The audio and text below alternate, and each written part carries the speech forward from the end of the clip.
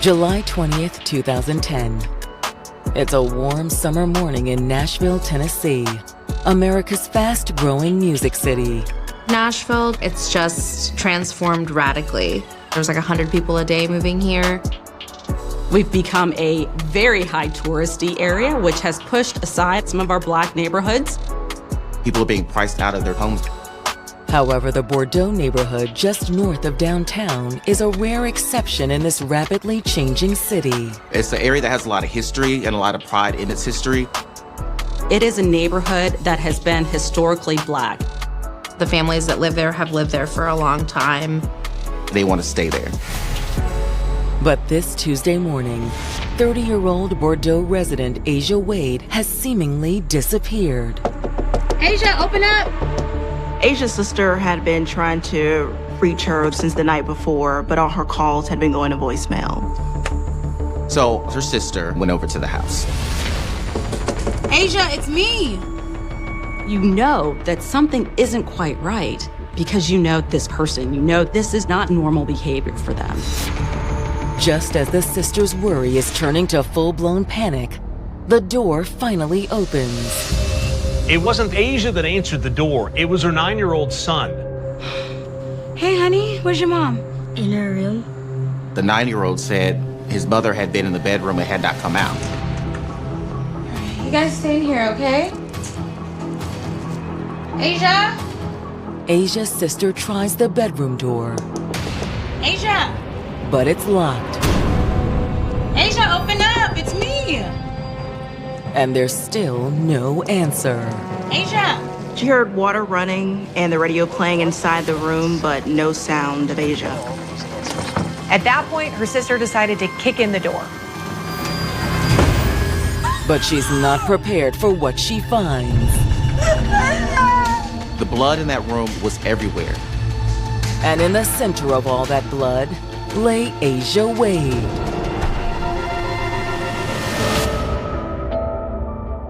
"30-year-old Asia Wade had spent her whole life looking for love. She'd had several serious boyfriends, and she'd come close to getting married. However, when none of the relationships worked out in the long run, there was still plenty of love in Asia's life. She had 6 beautiful kids by the time she was 29. Being a single mom, 6 kids is tough. Getting kids up, getting baths, the bedtime routines. You've got to find a place for all 6 of the children to be during the day while you continue to work. Asia worked at a local candy factory in downtown Nashville. Wasn't her dream job, but it provided for her family. Even if you have a great family support, the day-to-day ins and out of being the only adult in the house is draining mentally and emotionally. That struggle is something I couldn't even imagine. Despite her struggles, the hard-working single mom never stopped looking for someone to share her life with. She wanted a loving husband. She wanted a father figure in her children's lives. And she may have found just what she was looking for when a friend introduced her to D'Amico Duckworth in the spring of 2010. Hey, how you doing? Hi. It's good to meet you. D'Amico was from Arkansas, but he had extended family that lived in Nashville. Why haven't I met you before? I don't know, but I'm glad you meet me now. Something sparked between them. He was charismatic, a very charming person. When you first meet someone and your eyes lock and your heart beats, who doesn't want them? But would the spark stay lit when D'Amico found out Asia was a single mom to 6 kids? I can imagine her thoughts. What man is gonna wanna come into that space and try to be a father figure to my kids? You got family here? I'm a mom. That's great. How many kids you have? 6. Really? It's awesome. Really? Oh, I love kids. Making the big reveal of saying, I have 6 children, and that person's still saying, it's no big deal. The moment someone says something like that to you, you can't help but to say, this is the person that I want to be with. For Asia, D'Amico seemed like the answer to her prayers. D'Amico was a handsome man that comes in to save her and to stand in as a father to her children. He said, I love you so much that I want to have not just you, but your whole family. He's the love of her life. But now, Asia's sister has just found Asia sprawled on the floor in the middle of her blood-soaked bedroom. You see blood on the walls, you see blood on the floor pooled by her. Seeing your sister lying in her own blood is horrific. It's an image that will take a lifetime to get out of your mind. There are certain things that you can never unsee. Devastated by the discovery, Asia's sister rushes to dial 911. 911, where's emergency? I think my sister's dead. When officers arrive at the scene, they quickly confirm her sister's fear. I'm gonna need a homicide. No. I don't get... Where's Clarence and now Asia? What's going on? Clarence Goins? Yeah, he's our cousin. He died last night. When Asia's sister called 911, the Nashville police were already investigating Clarence's murder. There could be a link between these two cases. Were they dealing with a double homicide?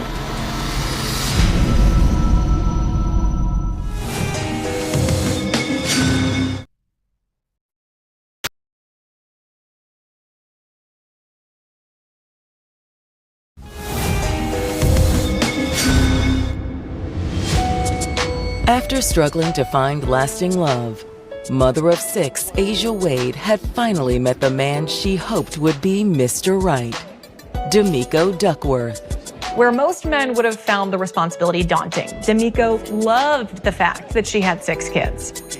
The moment someone says that, you can't help but to say, this is the person that I want to be with for the rest of my life. Instead, her life has been cut short. Oh my God! Asia's sister had just found her dead inside her home. For her sister to find her that way is something that is heartbreaking. Even more devastating, Asia is the second member of the family who's been murdered in the past 24 hours. Around 9:30 the night before, Asia's cousin, Clarence Goins, had been gunned down outside of his apartment. Clarence's friend, Warren Nichols, had also been wounded in the shooting. Both men had been rushed to Vanderbilt University Medical Center in critical condition. Clarence had died in surgery. Before he was pronounced dead, the family had been waiting at the hospital for news on his condition. They thought it was odd that Asia wasn't at the hospital with them. Where's Asia? I don't know. Why don't you try to give her a call? Which is what led Asia's sister to her house the following morning. The timing of the murders strikes police as suspicious. Even though her sister didn't find Asia's body until the next morning, they thought she had to have been killed on the same night as Clarence. I would be concerned if I was a sister, brother, nephew, cousin. Am I next? Although if someone did have a vendetta against the family, there appeared to be limits. All 6 of Asia's children were in the home and they were unharmed. It appears that the children didn't witness the murder. While Asia's sister arranges for family members to pick up the kids, detectives arrive to begin their examination of the crime scene, starting with Asia's body. Her body was mutilated. She had nearly 50 stab wounds. Stabbing someone to death is a very up-close and personal attack. This is likely a crime that was committed by someone who knew her personally. However, as they look over her injuries, detectives realize that the horrific stab wounds weren't all that Asia had endured. She had ligature marks on her neck, and there was a clothes iron on the floor nearby, leading detectives to suspect someone had used its cord in an attempt to strangle her. Looking around the bedroom, detectives find what appears to be another critical clue. The window screen was cut out. Could that be how the killer gained entry? Detectives aren't sure, but do believe it's how the killer fled the scene. Blood was on the drapes as a person was trying to escape out through that window. Detectives have no idea where the killer fled, but how is fairly obvious. Asia's car was gone. The killer had probably taken Asia's keys before fleeing the scene. So detectives issue a bolo for Asia's vehicle. Yeah, I need you to put out a bolo on Asia Wade's car. It is missing from the scene. Thank you. Then turn the crime scene over to the forensic team. Forensic techs found and photographed several bloody fingerprints around the bedroom. They also take samples of the blood for DNA analysis. During a knife attack like this, it's not uncommon for the assailant to accidentally cut themselves with the knife, leaving their DNA along with the victims. Before wrapping up at the scene, detectives speak to Asia's sister, hoping to learn more about her personal life. Whenever there's a crime like this committed, they're going to look at the people that are closest to the victim. Do you know who could have been here? Did your sister have a boyfriend? According to her sister, Asia does have a boyfriend. D'Amico Duckworth. Does he live here? No, but he's around a lot. Could you give us his number?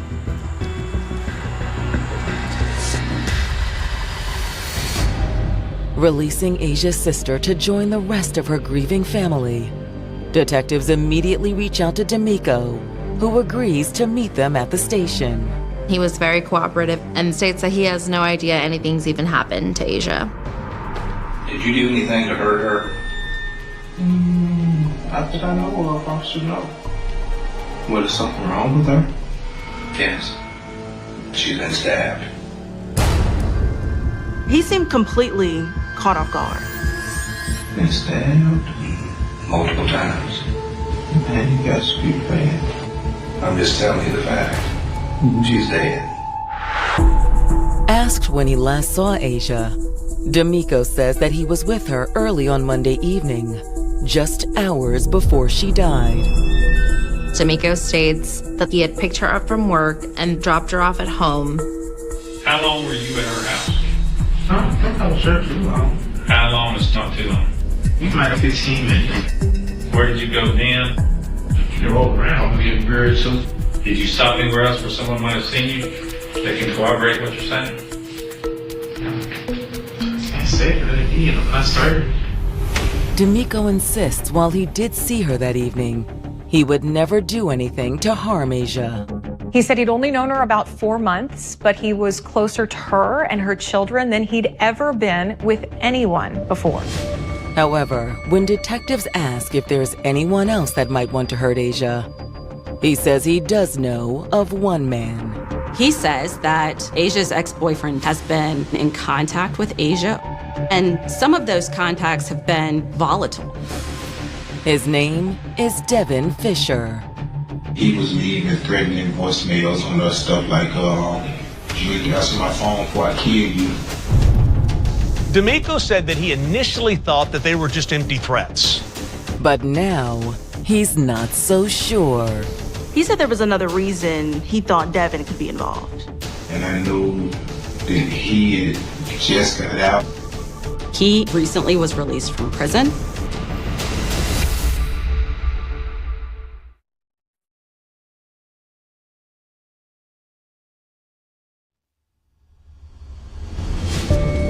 After Asia Wade and her cousin Clarence Goins are killed within hours of each other, Nashville detectives suspect that the murders could be connected. When investigators found Asia, they could tell that whoever did this had a score that they were trying to settle. She'd been strangled and stabbed numerous times. And according to Asia's boyfriend, D'Amico Duckworth, there is someone who may have a score to settle with Asia. Her ex-boyfriend, Devin Fisher.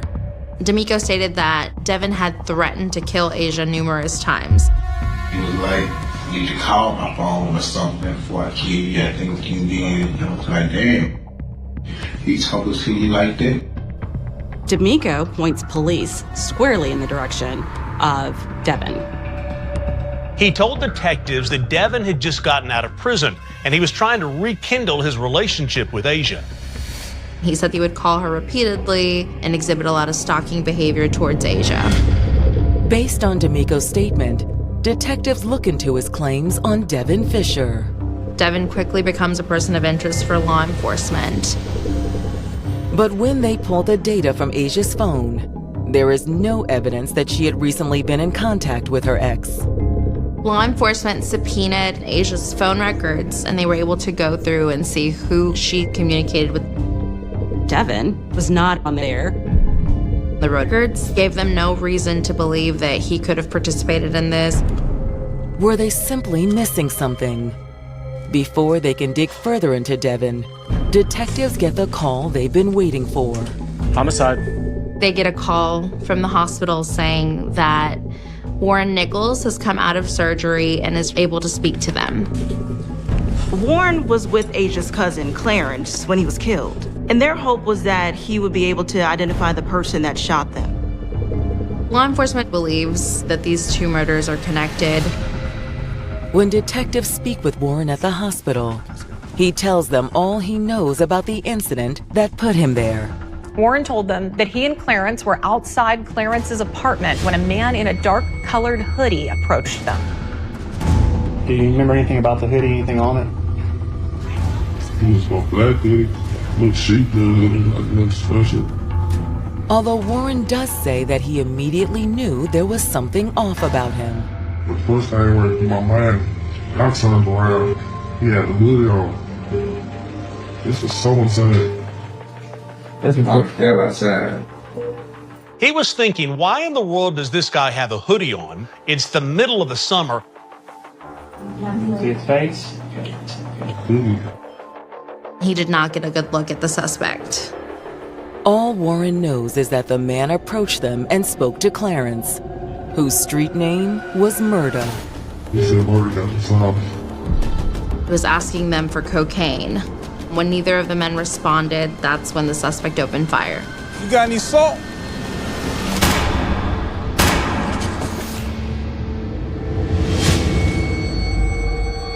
About how many shots do you remember?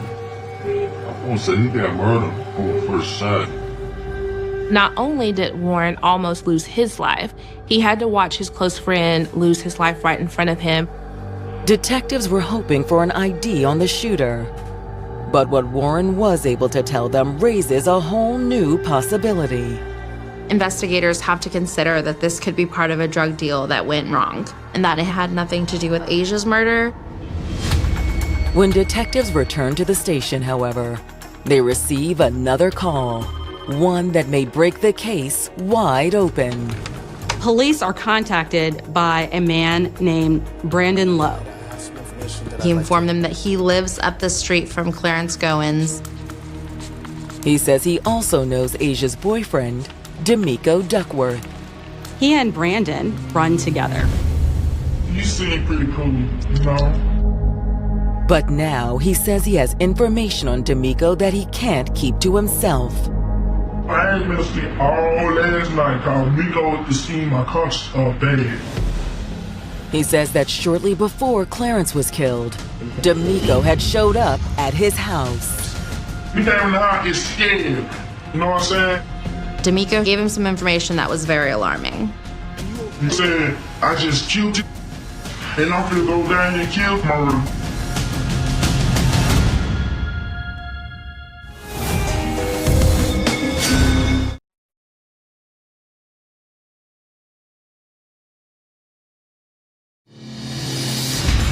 A friend of D'Amico Duckworth, named Brandon Lowe, claims that D'Amico confessed to killing his girlfriend, Asia Wade. According to Brandon, that wasn't the only murder D'Amico committed that night. He said, I just killed you, and I'm gonna go down and kill Murda. Asia's cousin, Clarence, also went by the nickname Murda. And he said that, I kept on saying, no, don't do that, you'll jeopardize our family. Brandon tried to talk D'Amico out of going through with his plan. But D'Amico didn't listen. Shortly after D'Amico left, Brandon heard gunshots down the road. He then knew that the worst had happened. Clarence and Warren had been shot. I'm like, man, why you killing this murder and they got right down into my house? The details of Brandon's story lined up with what Clarence's friend Warren told detectives about the shooting. What was he wearing? A black hoodie. And Brandon's sister Alexis can back up his claims. Brandon's sister Alexis, who was also present on that day, says she saw D'Amico arrive in Asia's car. Was he driving the car? Yeah, I ran with the car with the black tinted windows. And so after he got out, threw the hood over his head, and he went in my mama's house. I'm like, man, something ain't right. Worried by D'Amico's behavior, Alexis says she followed him inside.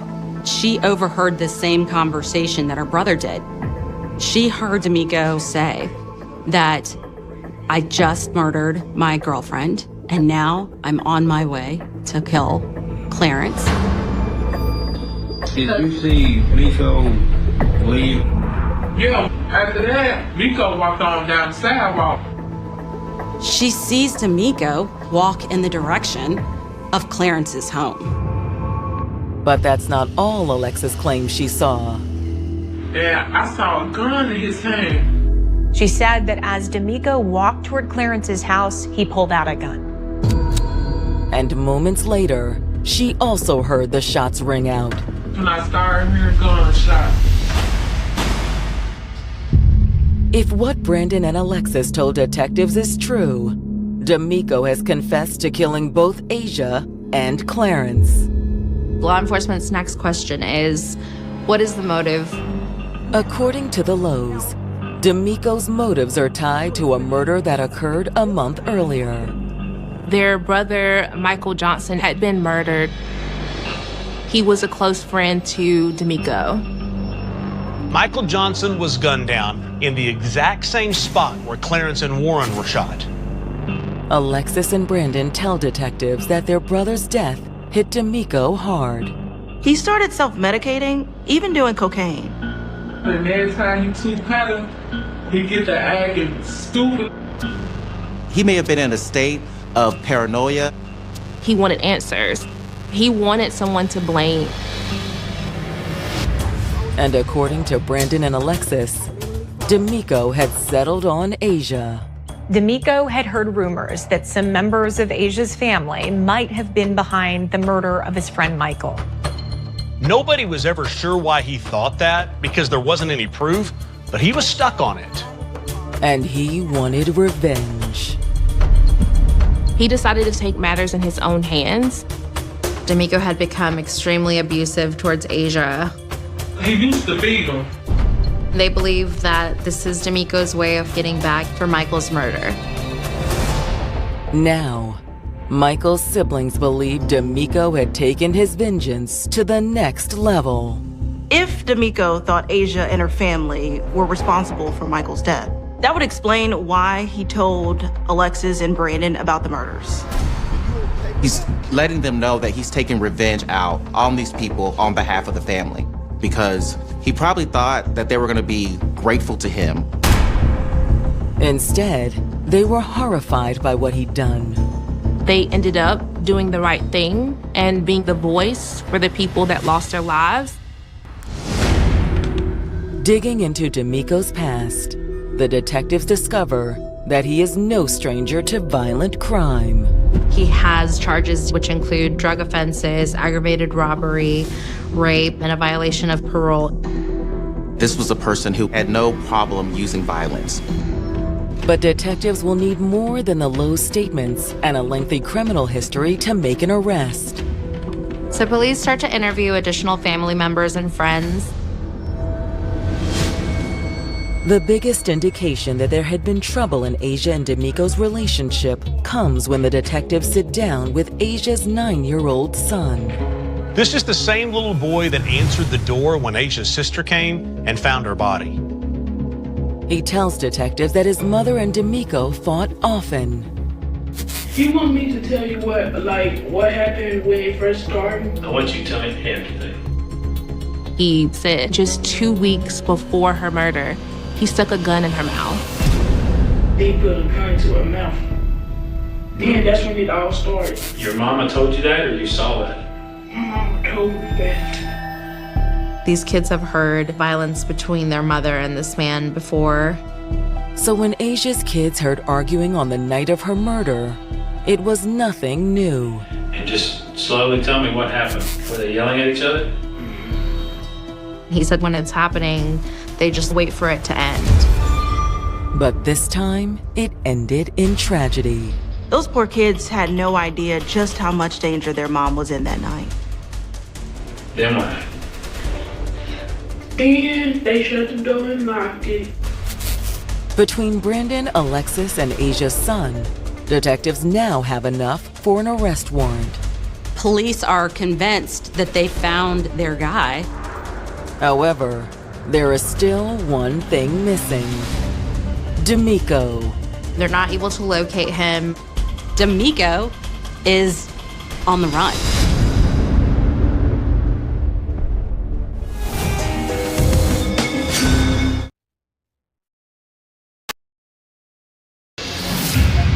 Detectives investigating the murders of Asia Wade and her cousin Clarence Goins are ready to arrest 30-year-old D'Amico Duckworth.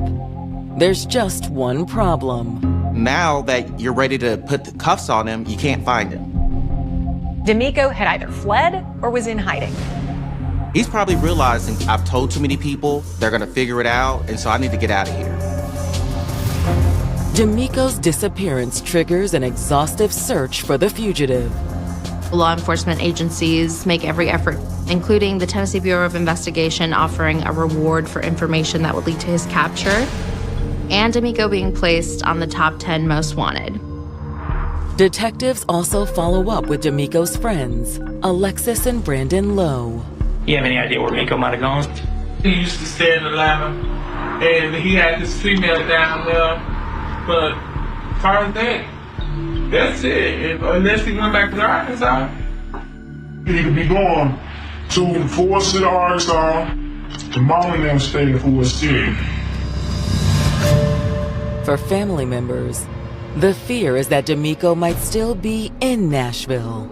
They feel very unsafe knowing that D'Amico has not been found. Maybe he wants to take the whole family out. But they refuse to be intimidated. Asia's family decides to move forward with a candlelight vigil to celebrate Asia and Clarence's lives. Yes, there may be a target on our family's back, but we're not gonna give him the satisfaction to say they won't be celebrated. We're still gonna honor them. We're still going to show up and celebrate the lives that they lived the way that they deserve to be honored. The vigil also allows the family to make a statement to the press and to D'Amico. They asked publicly for D'Amico to turn himself in. Whether from their pleas or from guilt, 1 week after the murders, D'Amico reaches out to the police in Atlanta, Georgia. He said he wanted to turn himself in. An arrangement is made for him to meet law enforcement agents at a local supermarket. And on July 26, 2010, 7 days after the murder of Asia Wade, police finally take D'Amico into custody. He does surrender without incident. With D'Amico in custody, the Nashville detectives drive down to Atlanta to conduct another interview. What we're here to discuss with you is a shooting that happened last Monday. Detectives started out by asking him about Clarence's murder. Clarence Goins was shot in the head. And then an associate that was next to him was shot in the leg. All right? And we've spoken to everybody over there, including witnesses, and they've implicated you in that shooting. D'Amico admits that he knew Clarence and that he'd been at Clarence's house on the night he died. I did go over that night. I asked him, did he have some cocaine? Did he have some salt? D'Amico shared with law enforcement that his only intention was to buy drugs from Clarence. But detectives suspect D'Amico had another motive. According to Brandon Lowe, D'Amico believed that Clarence had killed D'Amico's friend, Michael. Had he gone looking for payback? You think he was involved in Michael's murder?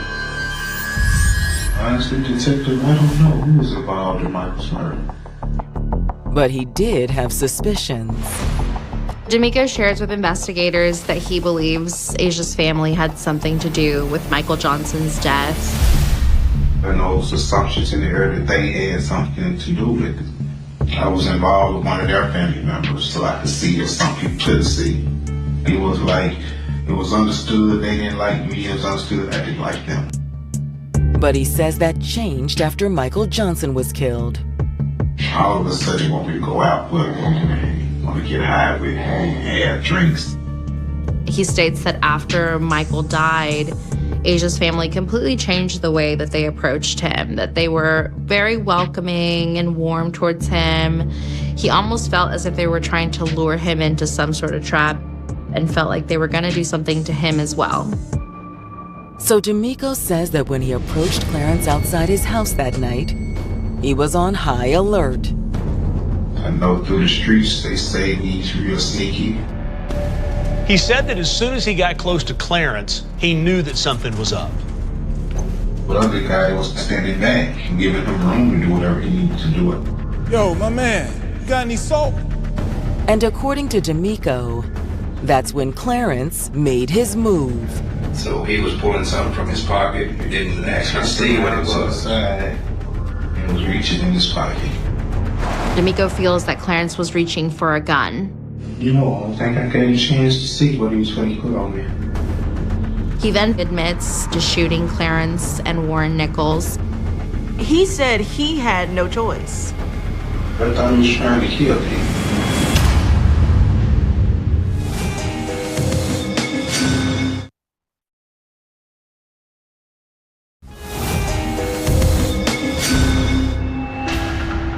After surrendering to police in Georgia, D'Amico Duckworth has just confessed to the shooting that killed Clarence Goins and wounded his friend, Warren Nichols.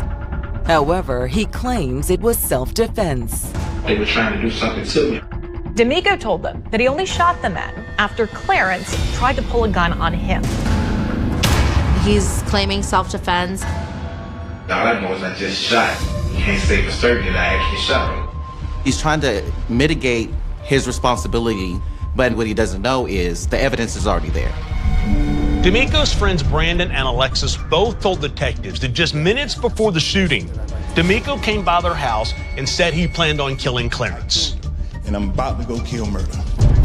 That isn't all he supposedly told Brandon that night, either. Brandon reports that D'Amico came to his house saying that he had just killed Asia. The first time he talked to police, D'Amico said the last time he saw Asia was when he dropped her off at the house that afternoon. But now, when detectives push back on D'Amico's story, he changes it. He does admit to investigators that they had had an argument on the day that he dropped her off. What was the argument on? She thought I was messing with someone. He stated that this is common. They argued often. But still, he denies any involvement in her murder. I can't see myself doing what you say.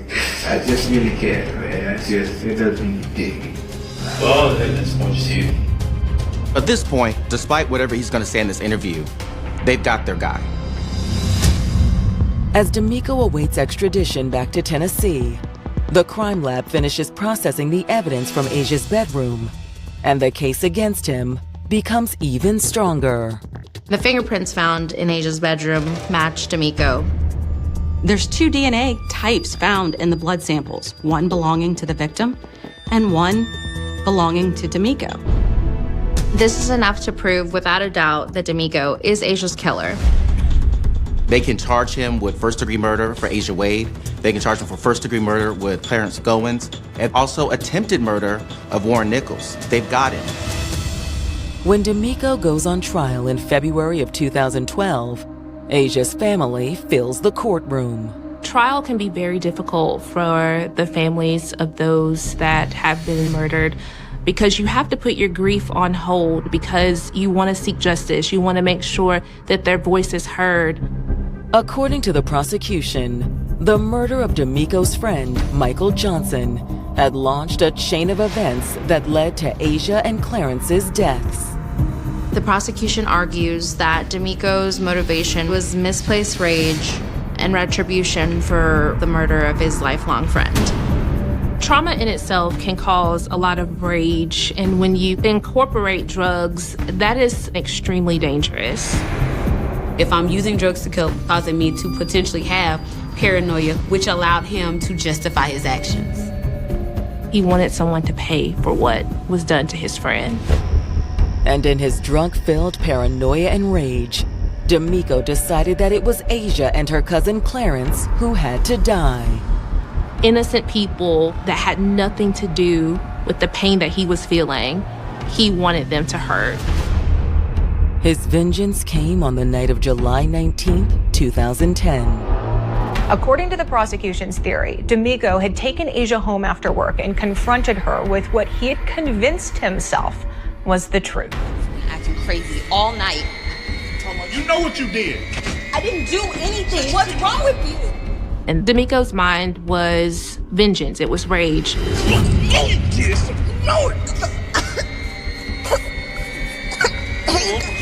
D'Amico decided that she had to die, so he grabbed an iron in the room. He got the cord and tried to strangle her during the argument.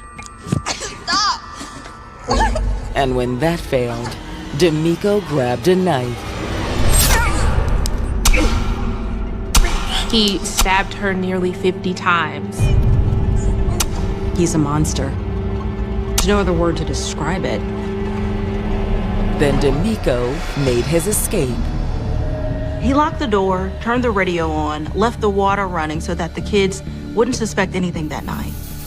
He cut out the screen of the window and escaped and stole her car.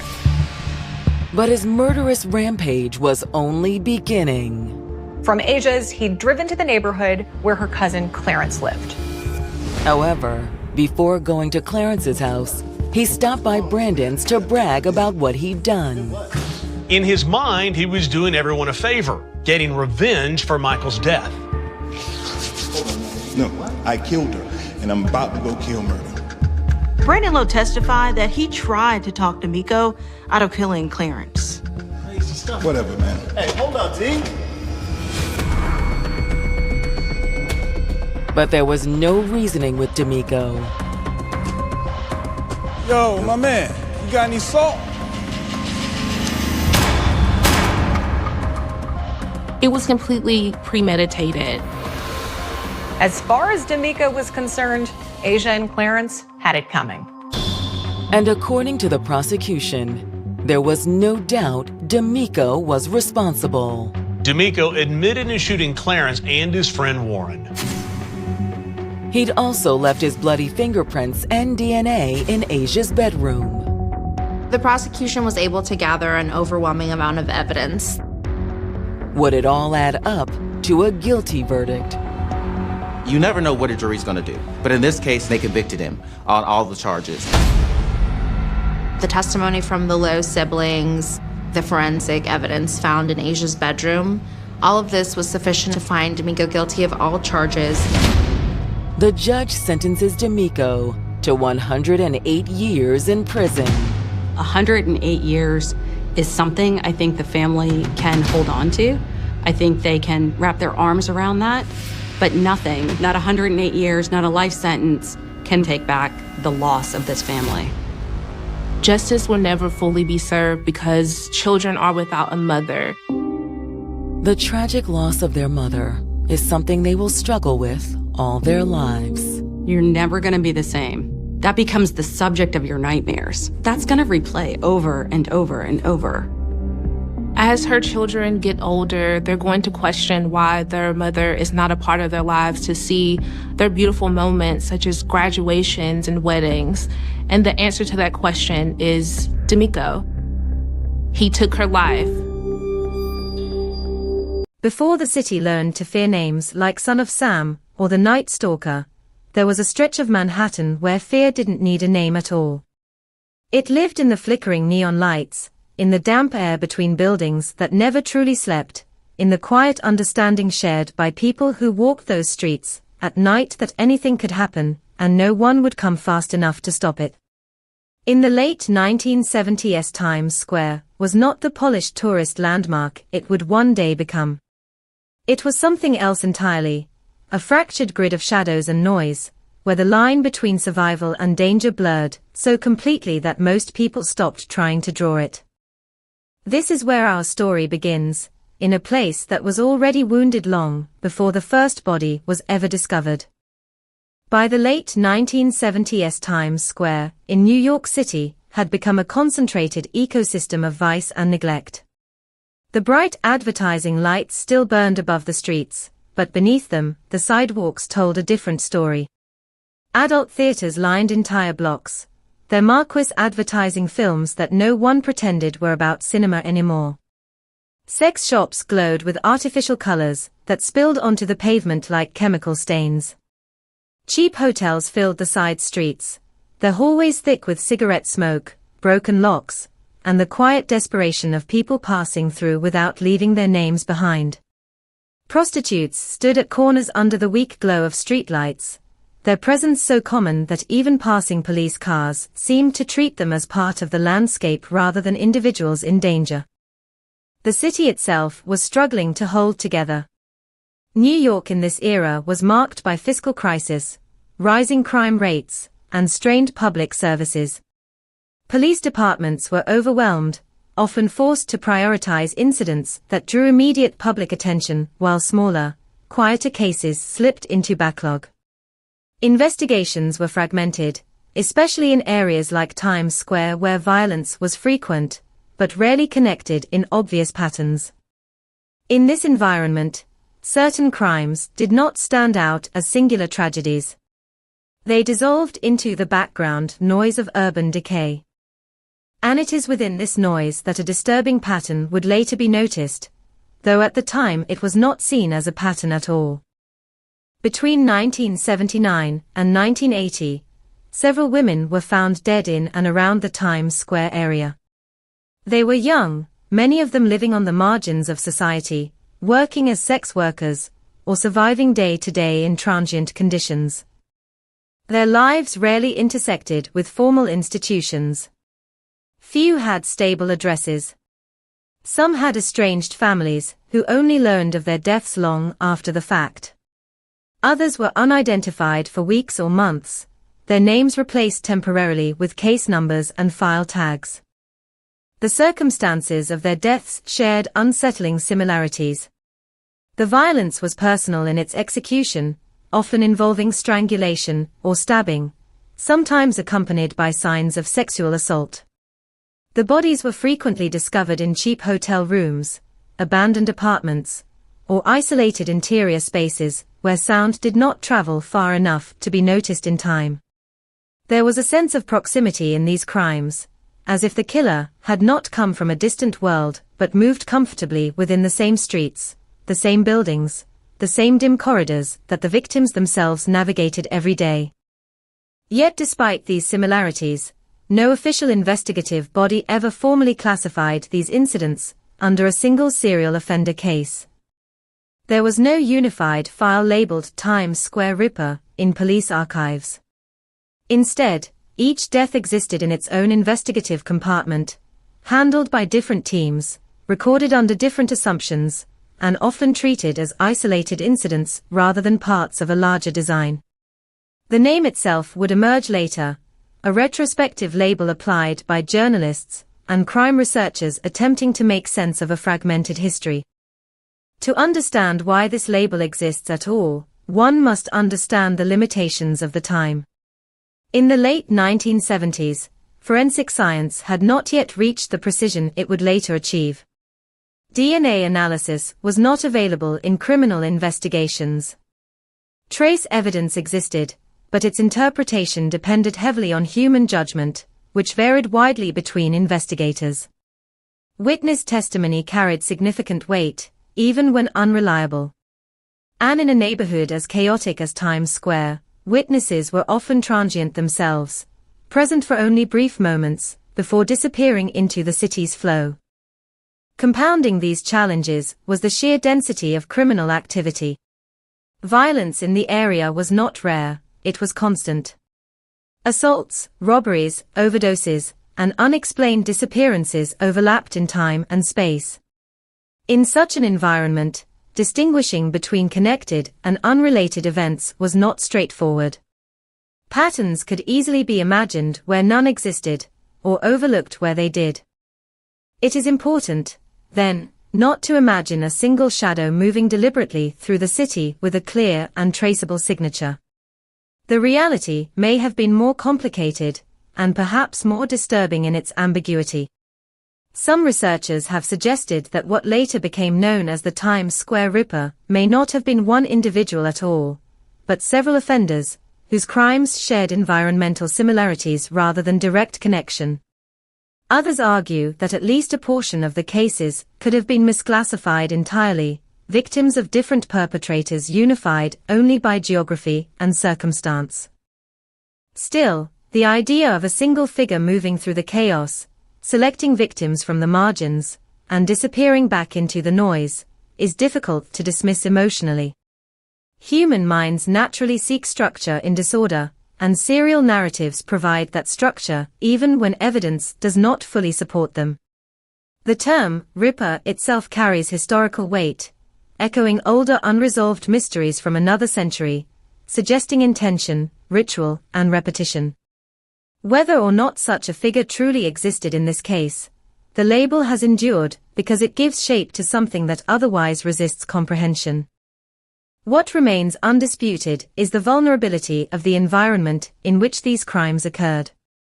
The women who lived and worked in this area often did so without institutional protection. Many interacted with law enforcement only when necessary, and even then, trust was limited.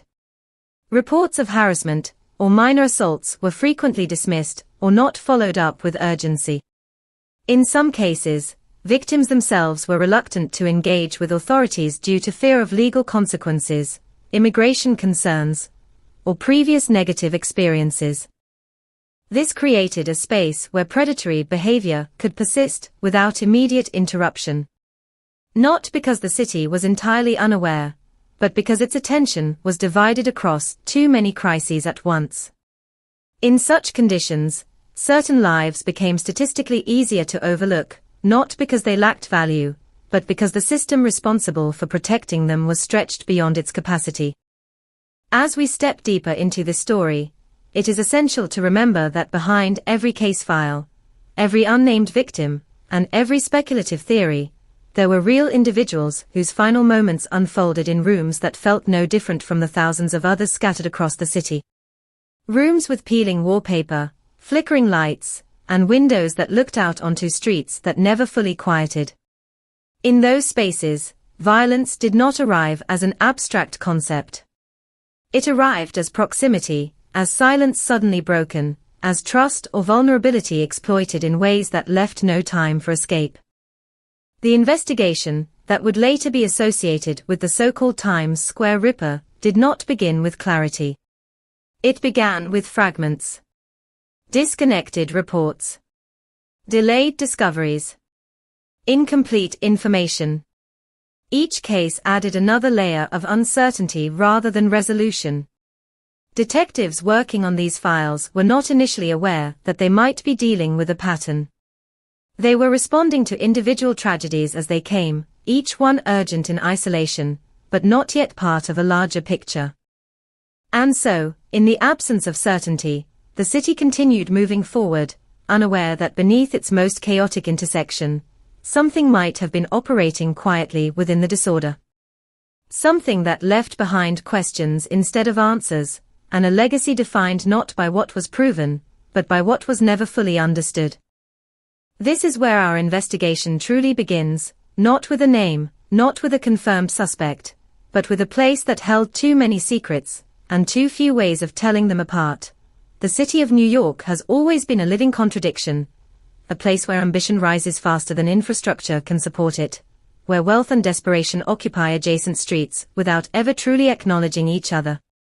By the late 1970s, this contradiction had reached a breaking point, and nowhere was it more visible than in Midtown Manhattan, where Times Square sat like a wound that refused to close. Tourists avoided it, residents endured it, and those who depended on it for survival learned to read its moods the way sailors read the sea. To understand the environment in which the so-called Times Square Ripper cases emerged, one must first understand the texture of daily life in this district. It was not simply dangerous in the way people often imagine crime-ridden places to be. It was unpredictable in a more intimate sense. Violence did not always announce itself with spectacle. Sometimes it arrived quietly, wrapped in ordinary interactions, hidden behind doors that looked no different from any other cheap hotel room in any other struggling city. The danger was not only in the streets, but in the expectation that nothing would intervene in time if things went wrong. The buildings themselves reflected this decay. Many of the hotels were converted from earlier decades, when the area still held some commercial dignity. Now their lobbies were dim, their elevators unreliable, their hallways lined with peeling wallpaper that curled like dried paper skin. Locks often failed. Windows rarely opened properly, and when they did, they looked out onto air thick with neon reflections and distant sirens that never seemed to fully fade. The rooms inside these buildings became temporary shelters for people who were passing through life rather than building within it. Among those who lived most visibly in this environment were sex workers, many of whom were young women drawn into the area by economic necessity, personal instability, or the absence of safer alternatives. They moved through the same streets every night, learning patterns of traffic, memorizing which corners were safer under certain lighting conditions, and developing informal systems of mutual awareness. They knew which police officers would ignore them, which would harass them, and which would at least maintain a neutral distance. Survival in this world depended less on strength than on observation. It is within this fragile ecosystem that the victims later associated with the Times Square Ripper narrative existed. Their lives, though individually unique, shared certain structural similarities. Many were disconnected from family networks, either geographically or emotionally.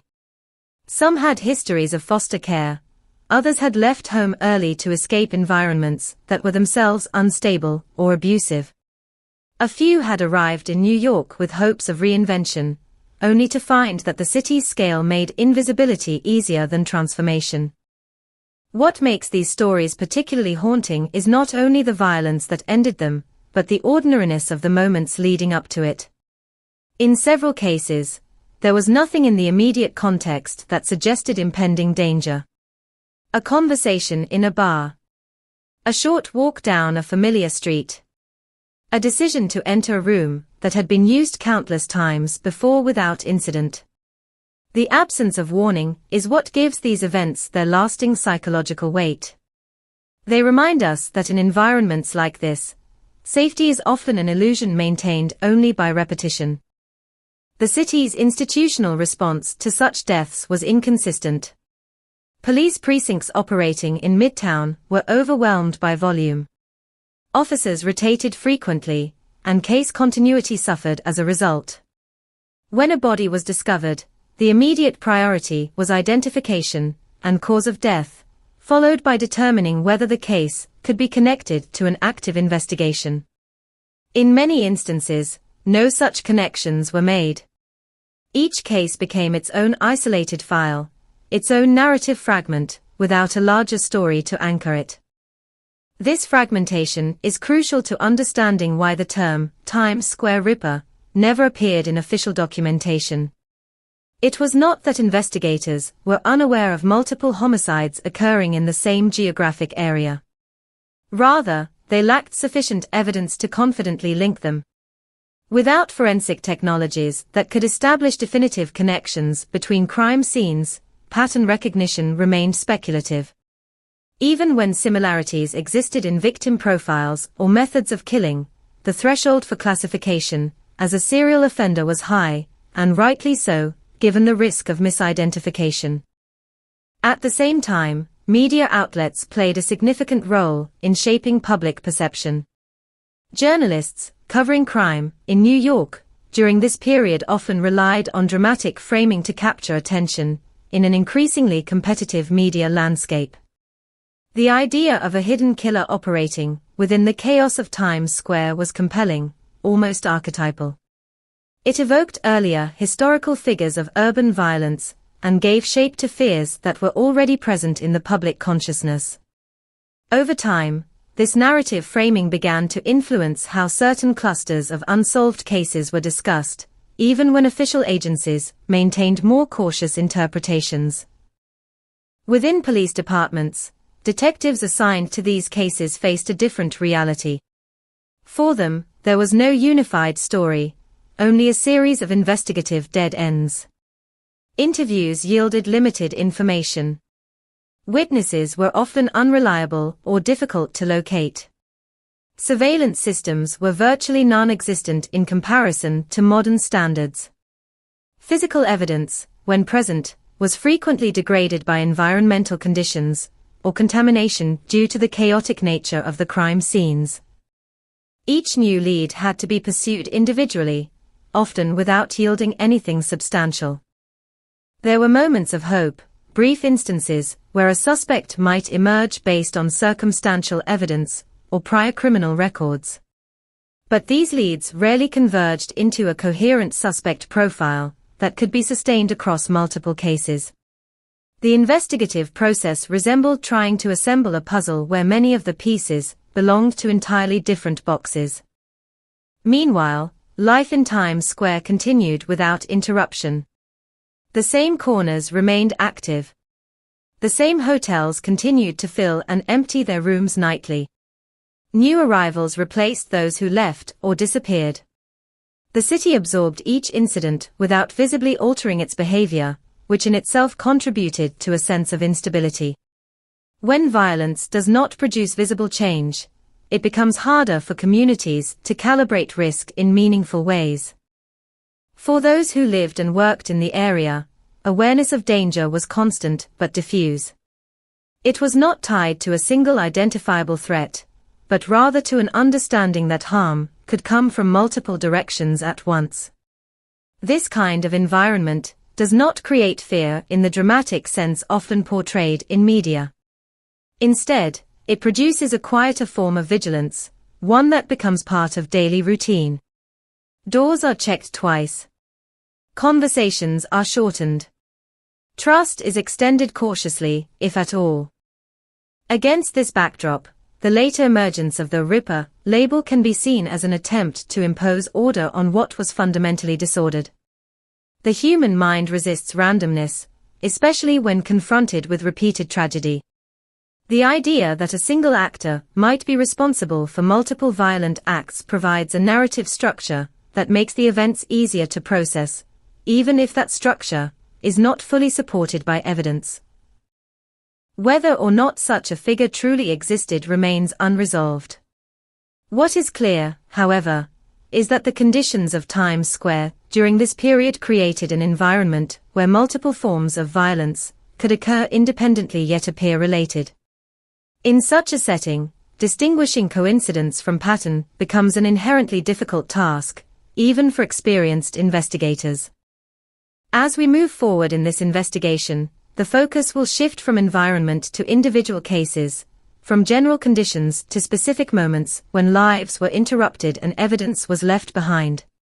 It is in those moments, isolated yet hauntingly similar, that the true complexity of this story begins to emerge. In any investigation that spans years of unanswered questions and fragmented evidence, there is a tendency to begin with patterns, with theories, with the architecture of crime.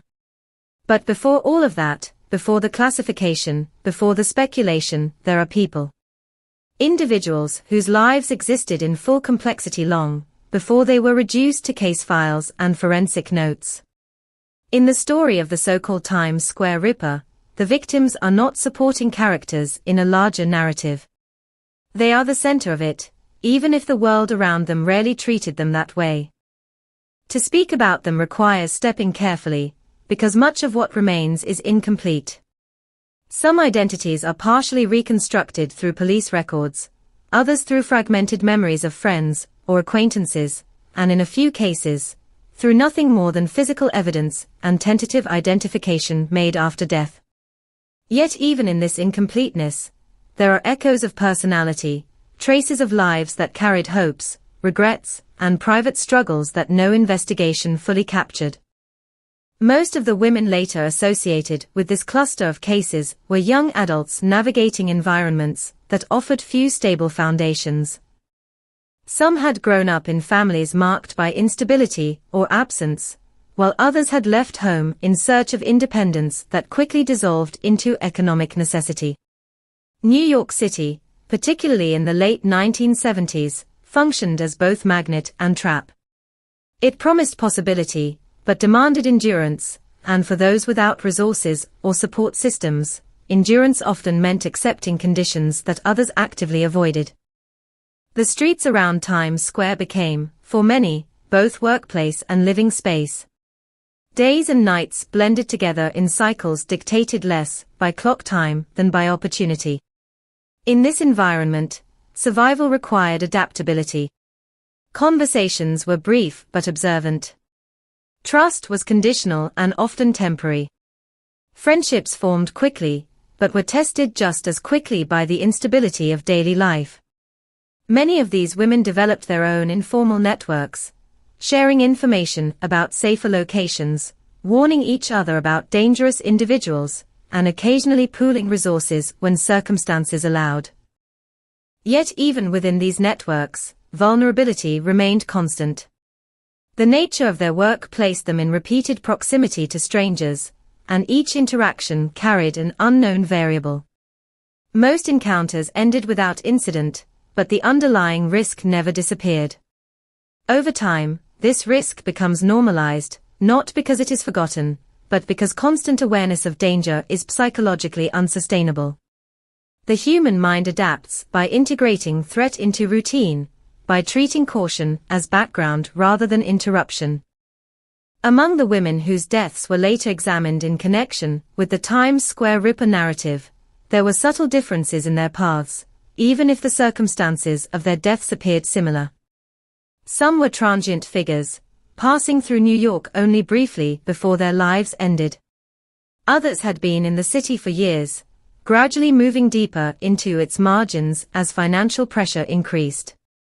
A few had aspirations beyond their immediate circumstances, plans for leaving the environment they found themselves in, though those plans often remained unrealized. What stands out most when examining their stories collectively is not only the violence that ended them, but the invisibility that preceded it. Many had limited interaction with formal institutions.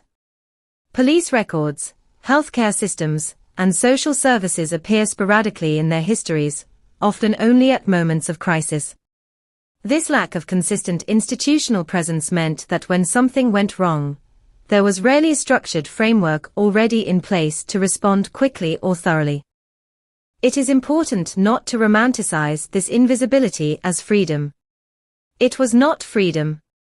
It was absence. Absence of protection, absence of stability, absence of systems designed to notice early warning signs. In such conditions, disappearance does not immediately register as disappearance. It registers as delay, as absence of communication, as another uncertainty in an already uncertain life. For families who were connected to some of these women, the experience of loss was often complicated by distance and disconnection. Some families had not heard from their daughters or sisters in months or years before confirmation of death arrived. Others learned through indirect channels, such as news reports or official notifications that provided little emotional context. The process of identification itself could be slow and uncertain, particularly in cases where personal documentation was limited or missing. In the absence of clear narratives, grief becomes fragmented. There is no single moment of transition from hope to loss, but rather a gradual accumulation of uncertainty that eventually resolves into finality. Even then, closure is not guaranteed. In cases where perpetrators remain unidentified, questions persist long after the physical evidence has been processed. The absence of accountability leaves emotional space unfilled. Within the environments these women inhabited, their presence was often recognized in ways that did not align with how formal systems recorded them. To the city, They were part of a visible but unstructured population, acknowledged but not integrated into official narratives. To those who worked alongside them or encountered them regularly, they were individuals with distinct personalities, habits, and stories. Someone who laughed easily in quiet moments. Someone who preferred certain streets over others. Someone who carried small routines that made unpredictable lives slightly more manageable. These details rarely survive in official documentation, yet they are essential to understanding the human dimension of what occurred. Without them, the victims become abstract figures, and abstraction risks flattening the reality of their existence. As investigators later reviewed the cases associated with this period, they encountered not only forensic challenges, but also the difficulty of reconstructing lives that had not been thoroughly documented while they were ongoing. Interviews with acquaintances sometimes provided glimpses of personality, but these accounts were often incomplete, filtered through memory, and influenced by the emotional weight of loss. What emerges is not a full portrait, but a mosaic composed of partial reflections. The violence that ended these lives, when examined in isolation, appears abrupt. But within the broader context of their daily existence, it represents the extreme endpoint of a continuum of risk that was always present. The transition from routine vulnerability to fatal outcome does not require a dramatic shift in circumstances. Often, it requires only a single moment of miscalculation, an encounter that unfolds differently than expected, or an environment that fails to provide intervention in time. It is in this gap between expectation and outcome that the investigative challenge lies. Because when reviewing cases after the fact, everything appears linear, as though each step inevitably led to the next. But lived experience does not function in linear form. It is fragmented, contingent, and shaped by countless small decisions that rarely appear in official records. In reconstructing the narrative of the Times Square Ripper cases, it is therefore essential to resist the temptation to view the victims solely through the lens of their final moments. Their deaths, while central to the investigation, do not define the totality of their existence. They lived within a complex urban environment that both constrained and shaped their choices, and their stories are inseparable from the conditions of the city itself. As the investigation deepened, detectives would eventually attempt to connect these individual lives through patterns of circumstance and forensic similarity. But before those analytical frameworks could be applied, there was the quieter reality of who these women were, how they moved through the city, and how they navigated a world that was often indifferent to their presence. It is from this foundation that the next phase of the investigation emerges, moving from the lives of the victims into the moment when those lives were interrupted, and the city was forced, however briefly, to acknowledge the violence that had been unfolding within its most chaotic streets. The discovery of a crime scene is never a single moment. It is a chain of perceptions unfolding in slow succession, each one layering reality over denial until what was once uncertain becomes undeniable. In the case files later associated with the Times Square Ripper narrative, these discoveries did not arrive with clarity or immediacy. They arrived as interruptions, as fragmented reports that gradually forced investigators to confront the possibility that something more complex than isolated violence might be occurring within the same confined geography. On the surface, each incident began in a way that was tragically ordinary for that environment. A hotel employee knocking on a door that should have been vacated. A roommate returning to a shared space and noticing silence where there should have been movement. A building manager detecting an unusual odor in a hallway that had already absorbed too many scents to make distinction easy. These were not dramatic entries into crime scenes. They were hesitant recognitions that something in the routine had gone wrong. When the doors were finally opened, what investigators encountered was often a stillness that contrasted sharply with the chaotic world outside. The rooms were small, sometimes barely larger than the furniture inside them. Beds were unmade or partially disturbed, suggesting movement that had ended abruptly. Personal belongings were scattered in ways that hinted at interrupted routine rather than planned departure. In some cases, there were signs of struggle, but not always in the exaggerated form often depicted in fictional accounts.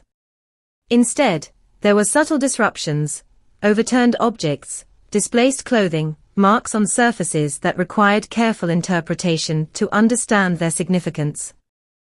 The bodies themselves, when present, were found in conditions that suggested proximity rather than distance.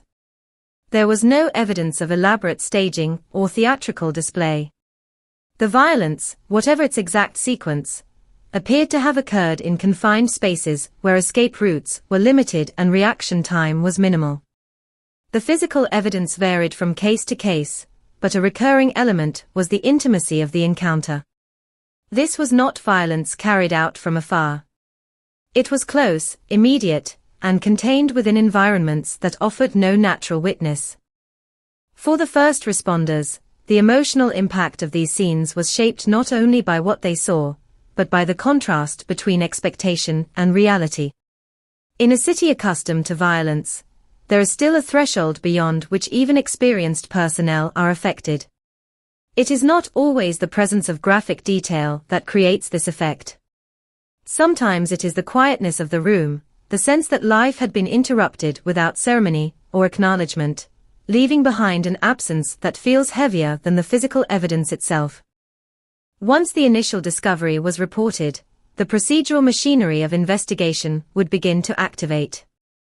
Officers would secure the scene, limiting access to preserve potential evidence. Photographs would be taken from multiple angles, documenting the spatial relationships within the room. Evidence technicians would begin the slow process of cataloging objects, collecting fibers, fingerprints, and any trace material that might later be analyzed. In theory, this process is systematic and controlled. In practice, especially in environments like Times Square during this period, it was often complicated by the conditions of the buildings themselves and the urgency with which cases needed to be processed.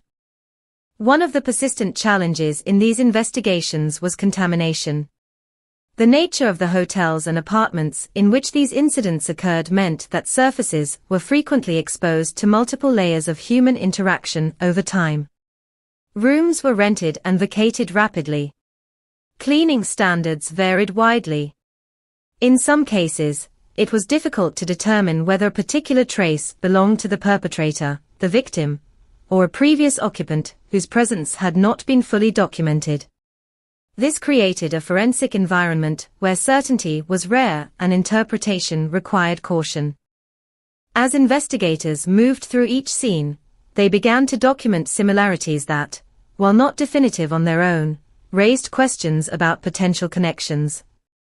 The positioning of the victims, the types of injuries observed, and the general context of the locations began to form a loose pattern.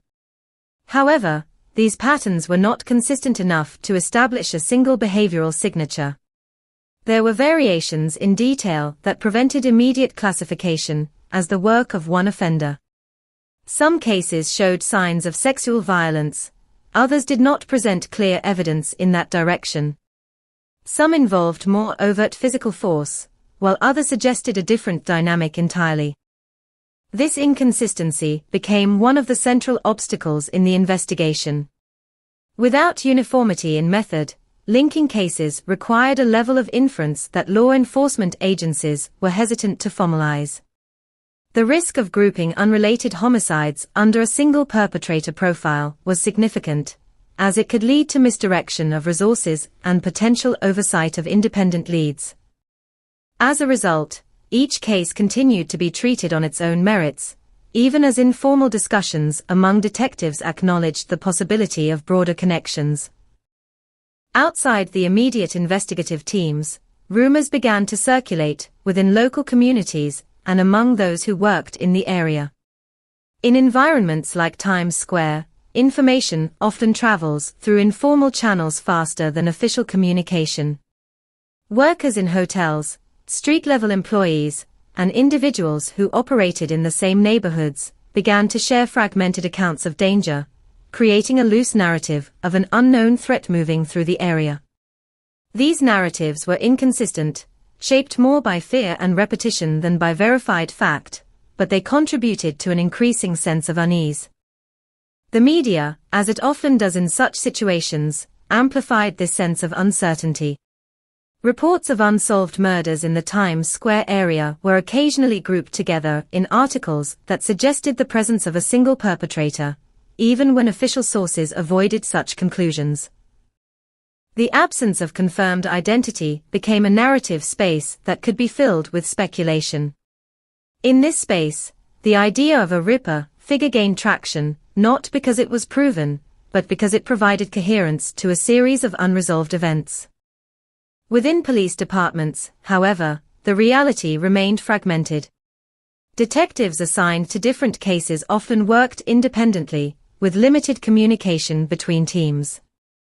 This lack of integration was partly structural and partly a consequence of workload. In a city with high crime volume, coordination across multiple homicide investigations was challenging. As a result, information that might have suggested connections between cases was not always shared in real time. As the investigations continued, certain recurring questions emerged. Were these crimes the result of a single offender adapting methods across different encounters?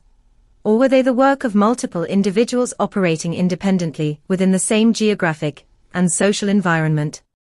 Were the similarities between cases meaningful indicators of connection, or coincidental outcomes of similar circumstances affecting a vulnerable population in a concentrated area? At this stage, there were no definitive answers. Only fragments of evidence, partial reconstructions of events, and the persistent awareness that something significant might be hidden within the gaps between cases.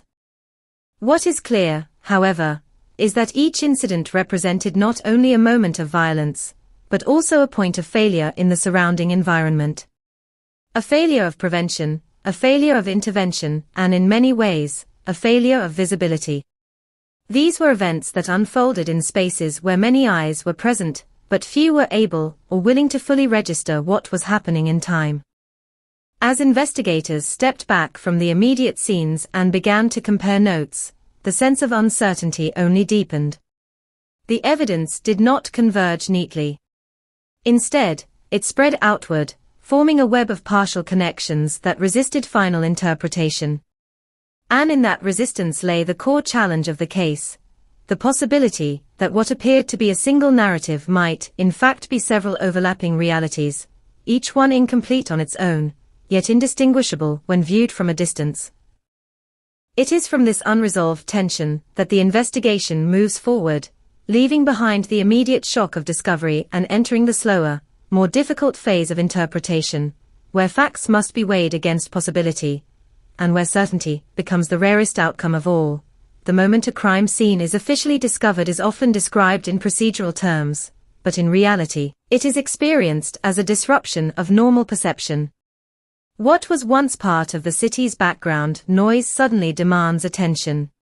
Walls, objects, and spaces that were previously ordinary become charged with meaning, as if they have absorbed the final moments of a life and are now holding them in silence.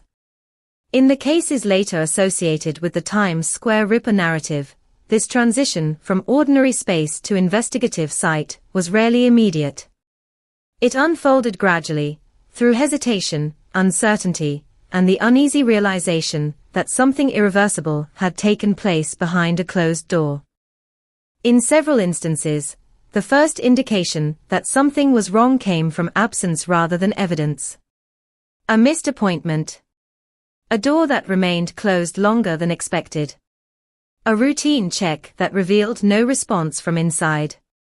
In environments like the cheap hotels and rented rooms around Times Square, where privacy and anonymity were already deeply embedded in daily life, absence was not immediately alarming.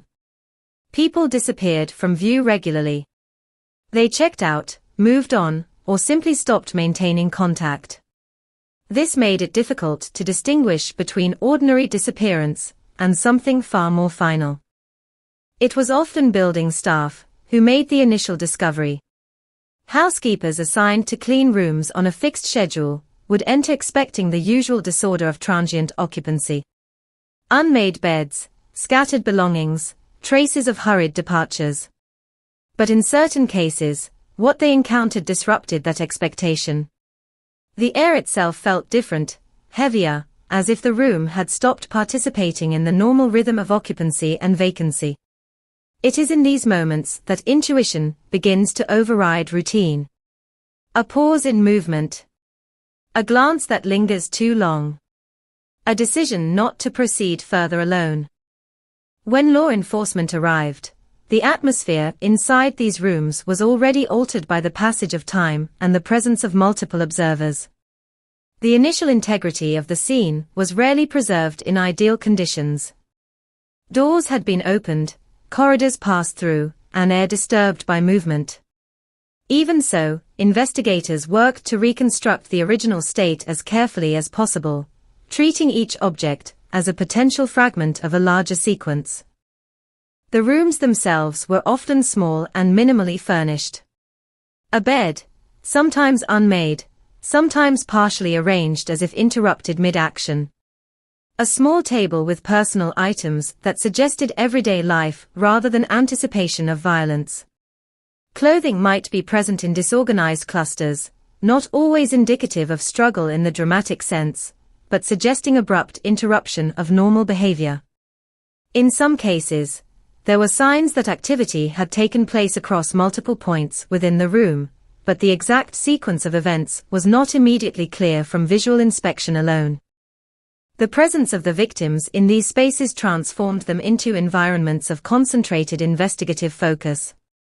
Yet even with trained observation, the meaning of physical evidence was not always straightforward. Marks on surfaces, displaced furniture, and trace materials required careful interpretation. Without modern forensic tools, such as advanced DNA profiling, investigators relied heavily on contextual reasoning, experience, and comparison with known patterns from other cases. This process was inherently vulnerable to uncertainty, especially in environments where contamination was likely. One of the recurring challenges was distinguishing between evidence related to the crime and evidence related to the environment itself. These were spaces that had hosted numerous occupants in rapid succession. Items left behind by previous tenants could easily be mistaken for relevant material. Cleaning practices were inconsistent, and records of occupancy were often incomplete or inaccurate. This meant that investigators had to reconstruct not only the final moments of the victim's life, but also the layered history of the space in which those moments occurred. As each scene was processed, certain consistencies began to emerge, though they were never uniform enough to produce immediate conclusions. The proximity between victim and location suggested familiarity, or at least comfort, within confined spaces. There was no indication of large-scale intrusion or forced entry in many cases, which raised questions about how interactions had begun. This detail became one of the central points of investigative focus, as it suggested that contact between victim and offender may have occurred under conditions that did not immediately signal danger. However, even this observation remained open to interpretation. In an environment where transactional encounters were common and privacy was limited, entry into private spaces did not always require coercion. This ambiguity complicated efforts to reconstruct intent and sequence. Investigators had to consider multiple possibilities simultaneously, each supported by partial evidence, but none confirmed definitively. The discovery phase of these investigations was also shaped by emotional reactions that, while not part of official procedure, inevitably influenced perception. Officers entering these rooms were confronted with the reality of lives interrupted in confined, unremarkable spaces. The contrast between the ordinary nature of the environment and the finality of what had occurred within it created a psychological tension that could not be fully separated from the analytical process. Even experienced personnel were affected by the sense that violence had taken place without spectacle, leaving behind only silence and disarray. As evidence was collected, attention turned to identifying trace elements that could link these scenes to potential suspects. Fibers, partial fingerprints, and biological traces were carefully documented. Yet the limitations of the time meant that many of these elements could not be fully analyzed with the precision available in later decades. Some samples were preserved for future examination, while others yielded only partial information that could not be conclusively interpreted. Despite these limitations, investigators continued to compare findings across multiple cases, looking for recurring patterns that might suggest a shared source. However, the results remained inconclusive. While certain similarities existed, they were not consistent enough to establish a definitive connection between all incidents. This ambiguity reinforced the central challenge of the investigation, determining whether these cases represented a single trajectory of violence or multiple unrelated events occurring within the same geographic and social environment. Outside the investigative process, the discovery of these scenes began to influence the broader perception of safety within the area. Those who lived or worked nearby became increasingly aware of the possibility that danger could exist behind ordinary doors. Yet this awareness was diffuse rather than focused. It did not produce a clear sense of a single identifiable threat, but rather an expanded caution that extended across multiple aspects of daily life. In this way, each discovery did more than advance an investigation. It altered the psychological landscape of the neighborhood, reinforcing the sense that beneath the constant motion of Times Square, there were layers of activity that remained hidden until forcibly revealed. And each time a new scene was uncovered, that hidden layer seemed to deepen rather than resolve. As investigators concluded the initial processing of these rooms, they were left with more questions than answers. The physical evidence provided fragments of a sequence, but not its full structure. The environmental context explained some aspects of vulnerability, but not the specific mechanisms of violence.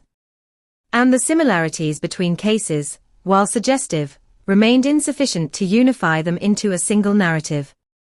What remained was a growing awareness that the truth of these incidents might not be contained within any single scene, but rather distributed across multiple points in time and space, each one offering only a partial glimpse of something larger, and still not fully understood.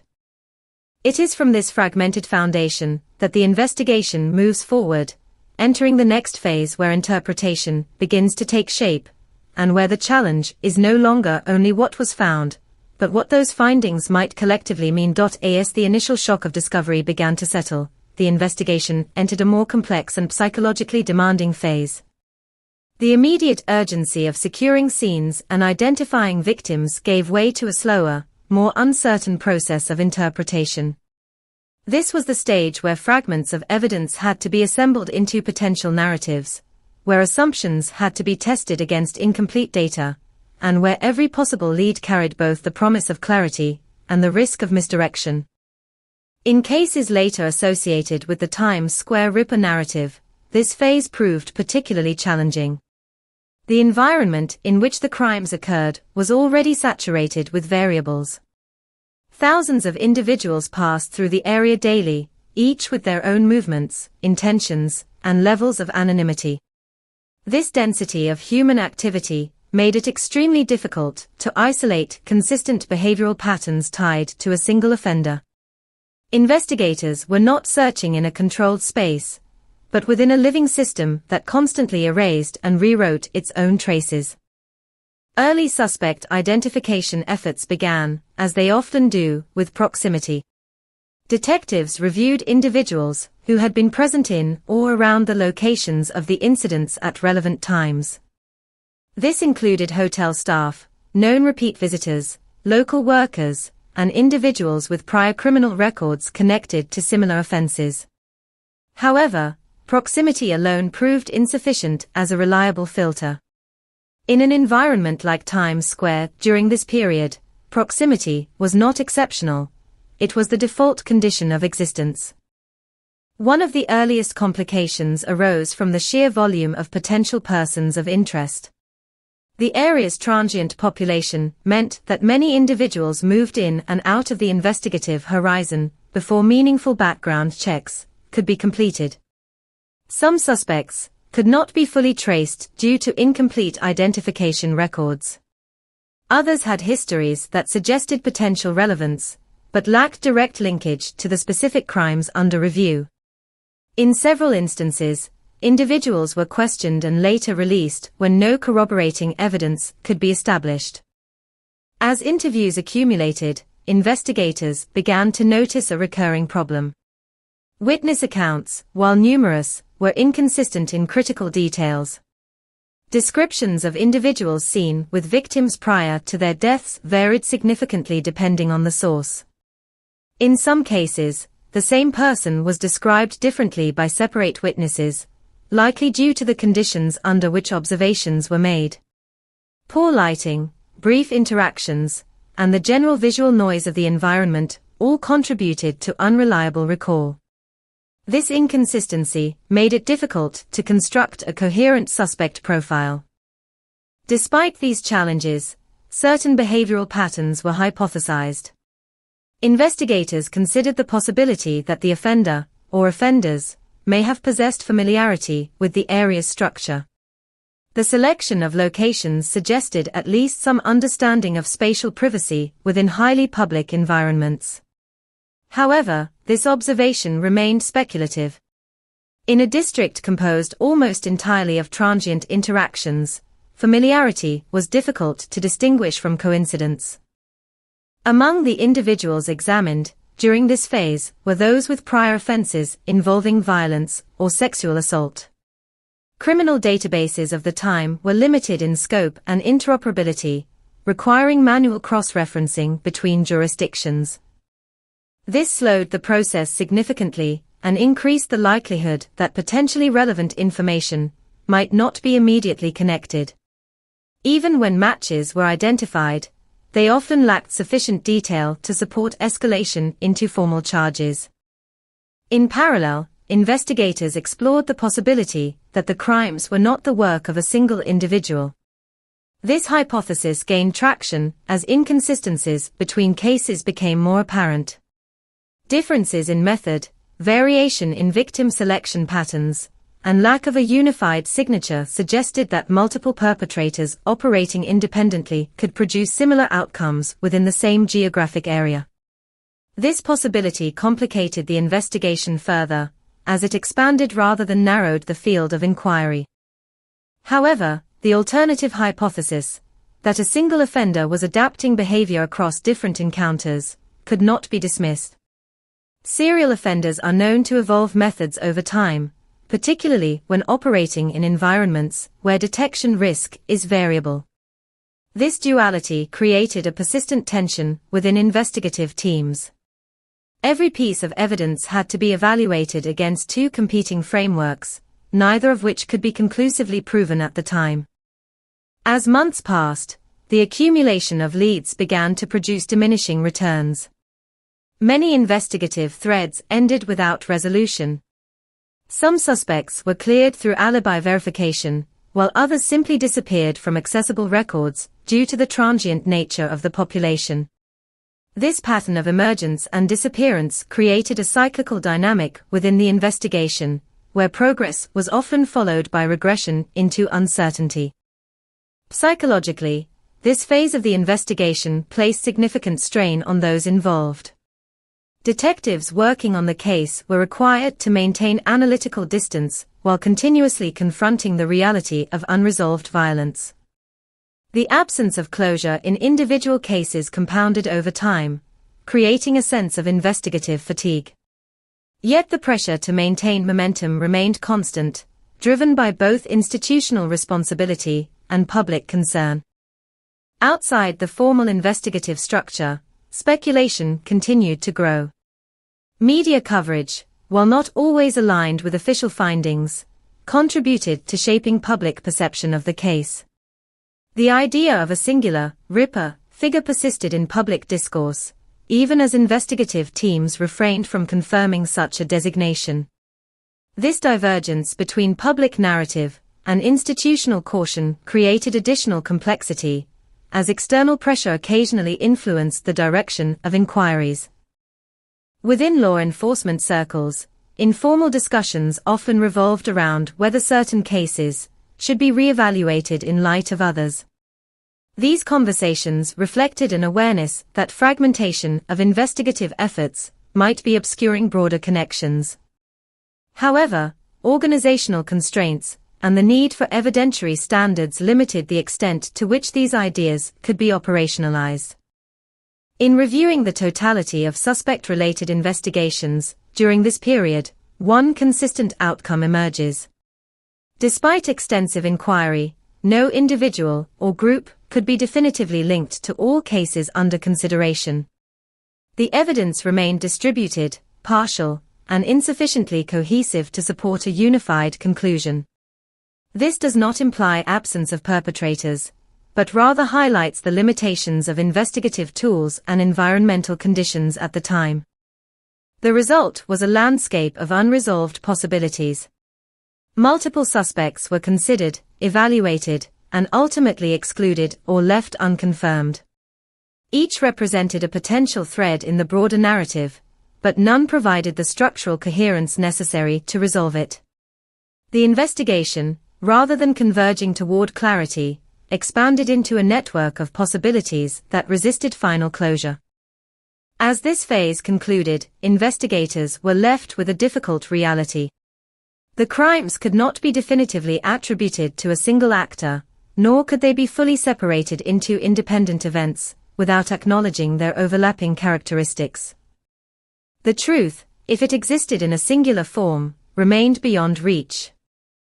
It is from this state of unresolved tension that the investigation moves toward its next phase, where attention shifts from individual suspects to pivotal developments that briefly altered the trajectory of the case and offered the possibility, however fleeting, of breakthrough. In every long-running investigation, there comes a moment that appears, at first glance, to be a turning point. Not necessarily because it resolves the case, but because it briefly reorganizes the uncertainty into something that feels like direction. For the cluster of cases later associated with the Times Square Ripper narrative, this moment did not arrive with certainty or closure. It arrived instead as a convergence of attention, when separate investigative threads began to overlap just enough to suggest that something previously unseen might finally be within reach. By this stage, months had passed since the initial discoveries. The cases remained officially separate, yet informal communication between investigative teams had increased. Detectives who had once worked in isolation began comparing notes more frequently, not through formal channels, but through quiet exchanges of information during overlapping shifts, shared briefings, and late-night discussions that extended beyond procedural necessity. It was in these informal spaces that the first real shift in perception began to take shape. The catalyst was not a single piece of evidence, but a pattern noticed in retrospect. Certain details that had previously been dismissed as coincidental began to appear more significant when viewed collectively.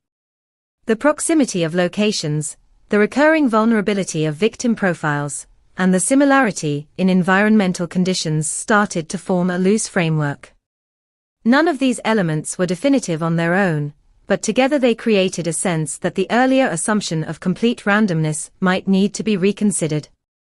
At the center of this shift was a growing awareness that investigative fragmentation itself might have obscured meaningful connections. Each case had been processed individually, as protocol required, but this procedural separation meant that cross-case analysis had been limited in the earliest stages. When detectives finally began laying the cases side by side, not as isolated incidents, but as potential components of a broader sequence, subtle correspondences became more visible. These were not dramatic revelations, but incremental recognitions that accumulated weight over time. One of the key developments during this phase involved the re-examination of timelines. Investigators began constructing more detailed chronological maps of each incident, overlaying them against known activity patterns within the Times Square area. When visualized in this way, certain overlaps emerged. Not in the form of precise synchronization, but in recurring windows of opportunity that aligned across multiple cases. These temporal clusters did not prove connection, but they suggested that the same environment conditions were repeatedly present at critical moments. Parallel to this, forensic reviews were reopened in several cases. Evidence that had been stored, but not fully analyzed due to technological limitations, was revisited. While the scientific tools available at the time remained constrained, incremental improvements in analytical methods allowed for slightly more refined interpretation of trace materials. Even so, results remained largely inconclusive. No singular identifying marker emerged that could definitively link all cases to a single individual or exclude the possibility of multiple perpetrators. Despite this, a psychological shift began to occur within the investigative teams. The accumulation of partial consistencies created a cognitive pull toward unification. Once the idea of connection was introduced, it became increasingly difficult to view each case in complete isolation. This is a well-documented phenomenon in complex investigations, where pattern recognition can sometimes precede evidentiary confirmation. It does not necessarily indicate error, but it does introduce the risk of overinterpretation, a tension that investigators were acutely aware of as they proceeded. During this period, several individuals previously identified as persons of interest were revisited in light of the emerging comparative analysis. Interviews were re-examined, alibis were reassessed, and background details were reviewed with renewed scrutiny. In some instances, inconsistencies that had previously been considered minor were re-evaluated. However, even with this intensified focus, no single suspect emerged who could be reliably connected to all known incidents. The absence of convergence remained a persistent obstacle. One of the more significant moments of this phase involved the attempt to construct a composite behavioral profile. Behavioral analysts working alongside detectives sought to identify whether the available data could support a coherent offender pattern. This involved synthesizing information about victim selection, method of approach, and environmental familiarity. The resulting profile, however, remained inherently unstable. While certain tendencies could be hypothesized, the variability between cases resisted full integration into a single behavioral model. This instability forced investigators to confront a difficult possibility.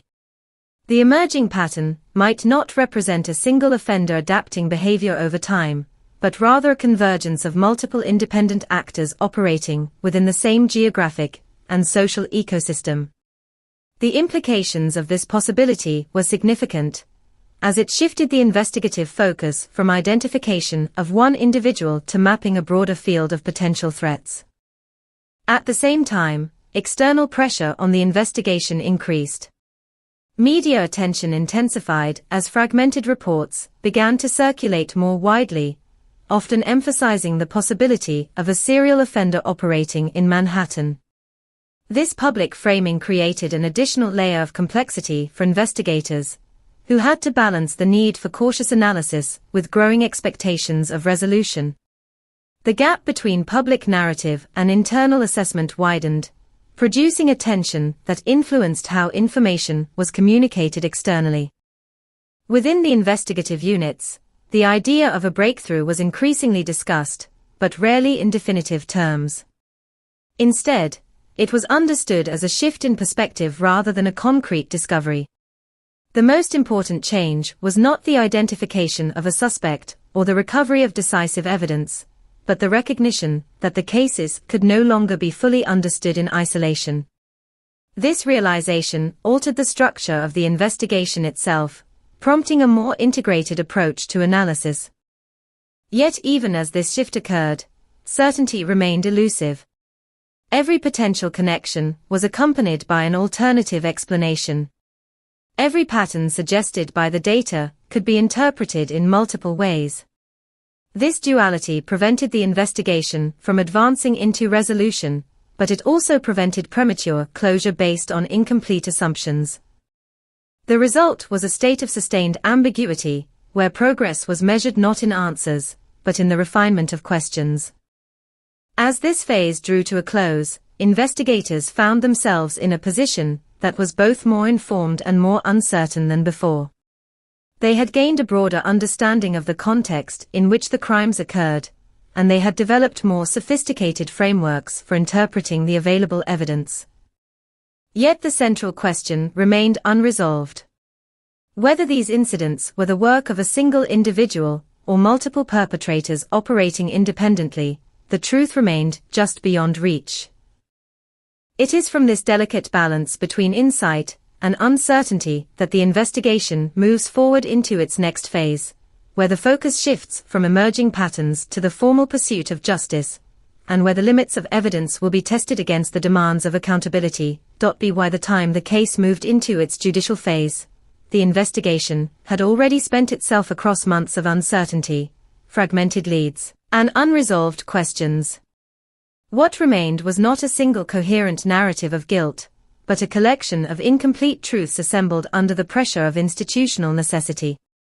In cases later associated with the Times Square Ripper label, this transition into the courtroom was not marked by the resolution of identity, but by the formal recognition of unresolved violence that demanded legal framing despite evidentiary limits.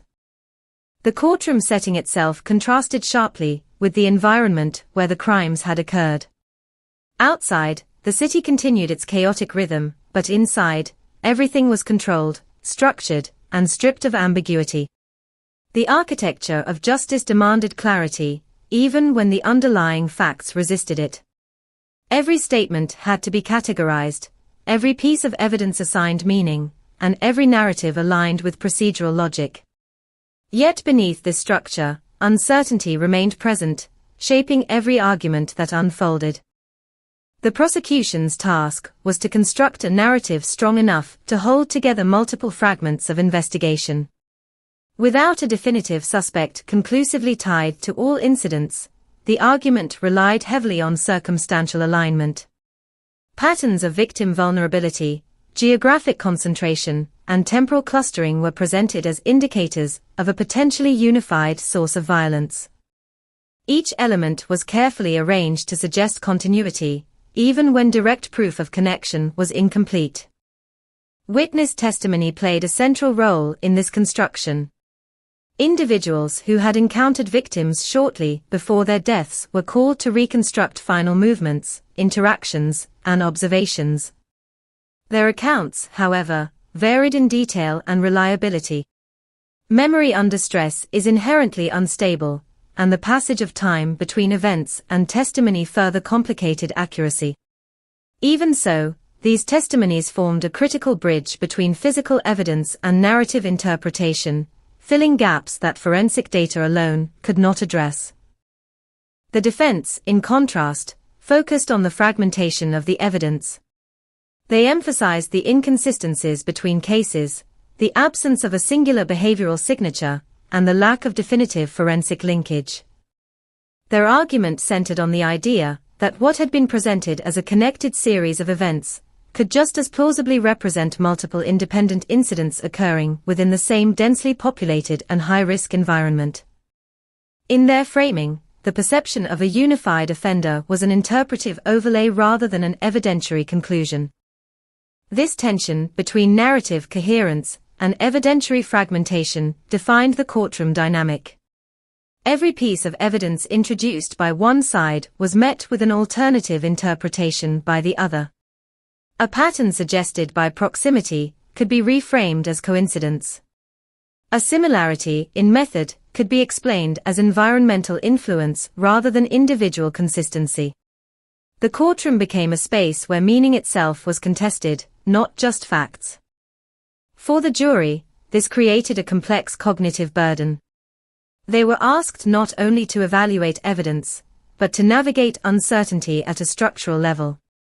The absence of a clear, singular perpetrator meant that traditional expectations of criminal resolution were disrupted. Instead of following a linear path from suspect identification to conviction, the case unfolded as a series of overlapping possibilities, each supported by partial evidence, but none fully conclusive on its own. The emotional weight of the proceedings was also significant.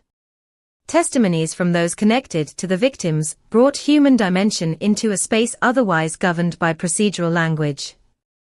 These moments temporarily shifted the focus away from abstract interpretation and toward lived experience. The presence of grief in the courtroom served as a reminder that behind every contested detail lay an irreversible loss.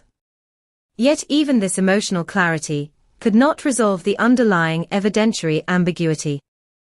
Judges overseeing the proceedings were tasked with maintaining strict adherence to legal standards while acknowledging the limitations of the available evidence. The challenge lay in ensuring that conclusions were not driven by narrative appeal alone. In cases involving potential serial activity, there is often a strong psychological pull toward unification, toward seeing coherence where the evidence may not fully support it. The judicial responsibility, in such contexts, is to resist premature synthesis. As arguments progressed, it became increasingly clear that the central issue was not simply guilt or innocence in a traditional sense, but the nature of connection itself. Were these crimes linked by a single actor, whose identity remained unknown, or were they separate manifestations of violence shaped by the same environment? The answer to this question carried implications, not only for legal judgment, but for how the entire investigative history would be interpreted. Expert witnesses were called to provide insight into behavioral analysis and forensic limitations. Their contributions highlighted both the potential and the constraints of the methods used during the investigation. While certain patterns could be identified, they cautioned against over-reliance on incomplete datasets. The absence of modern forensic technologies at the time of the original investigations meant that many conclusions remained provisional rather than definitive. Throughout the proceedings, the idea of justice itself was examined implicitly. Justice in this context was not solely about identifying a perpetrator, but about establishing a coherent understanding of events that had already occurred. Yet coherence proved difficult to achieve. The evidence resisted consolidation into a single narrative arc, instead maintaining its fragmented structure, despite repeated attempts at synthesis.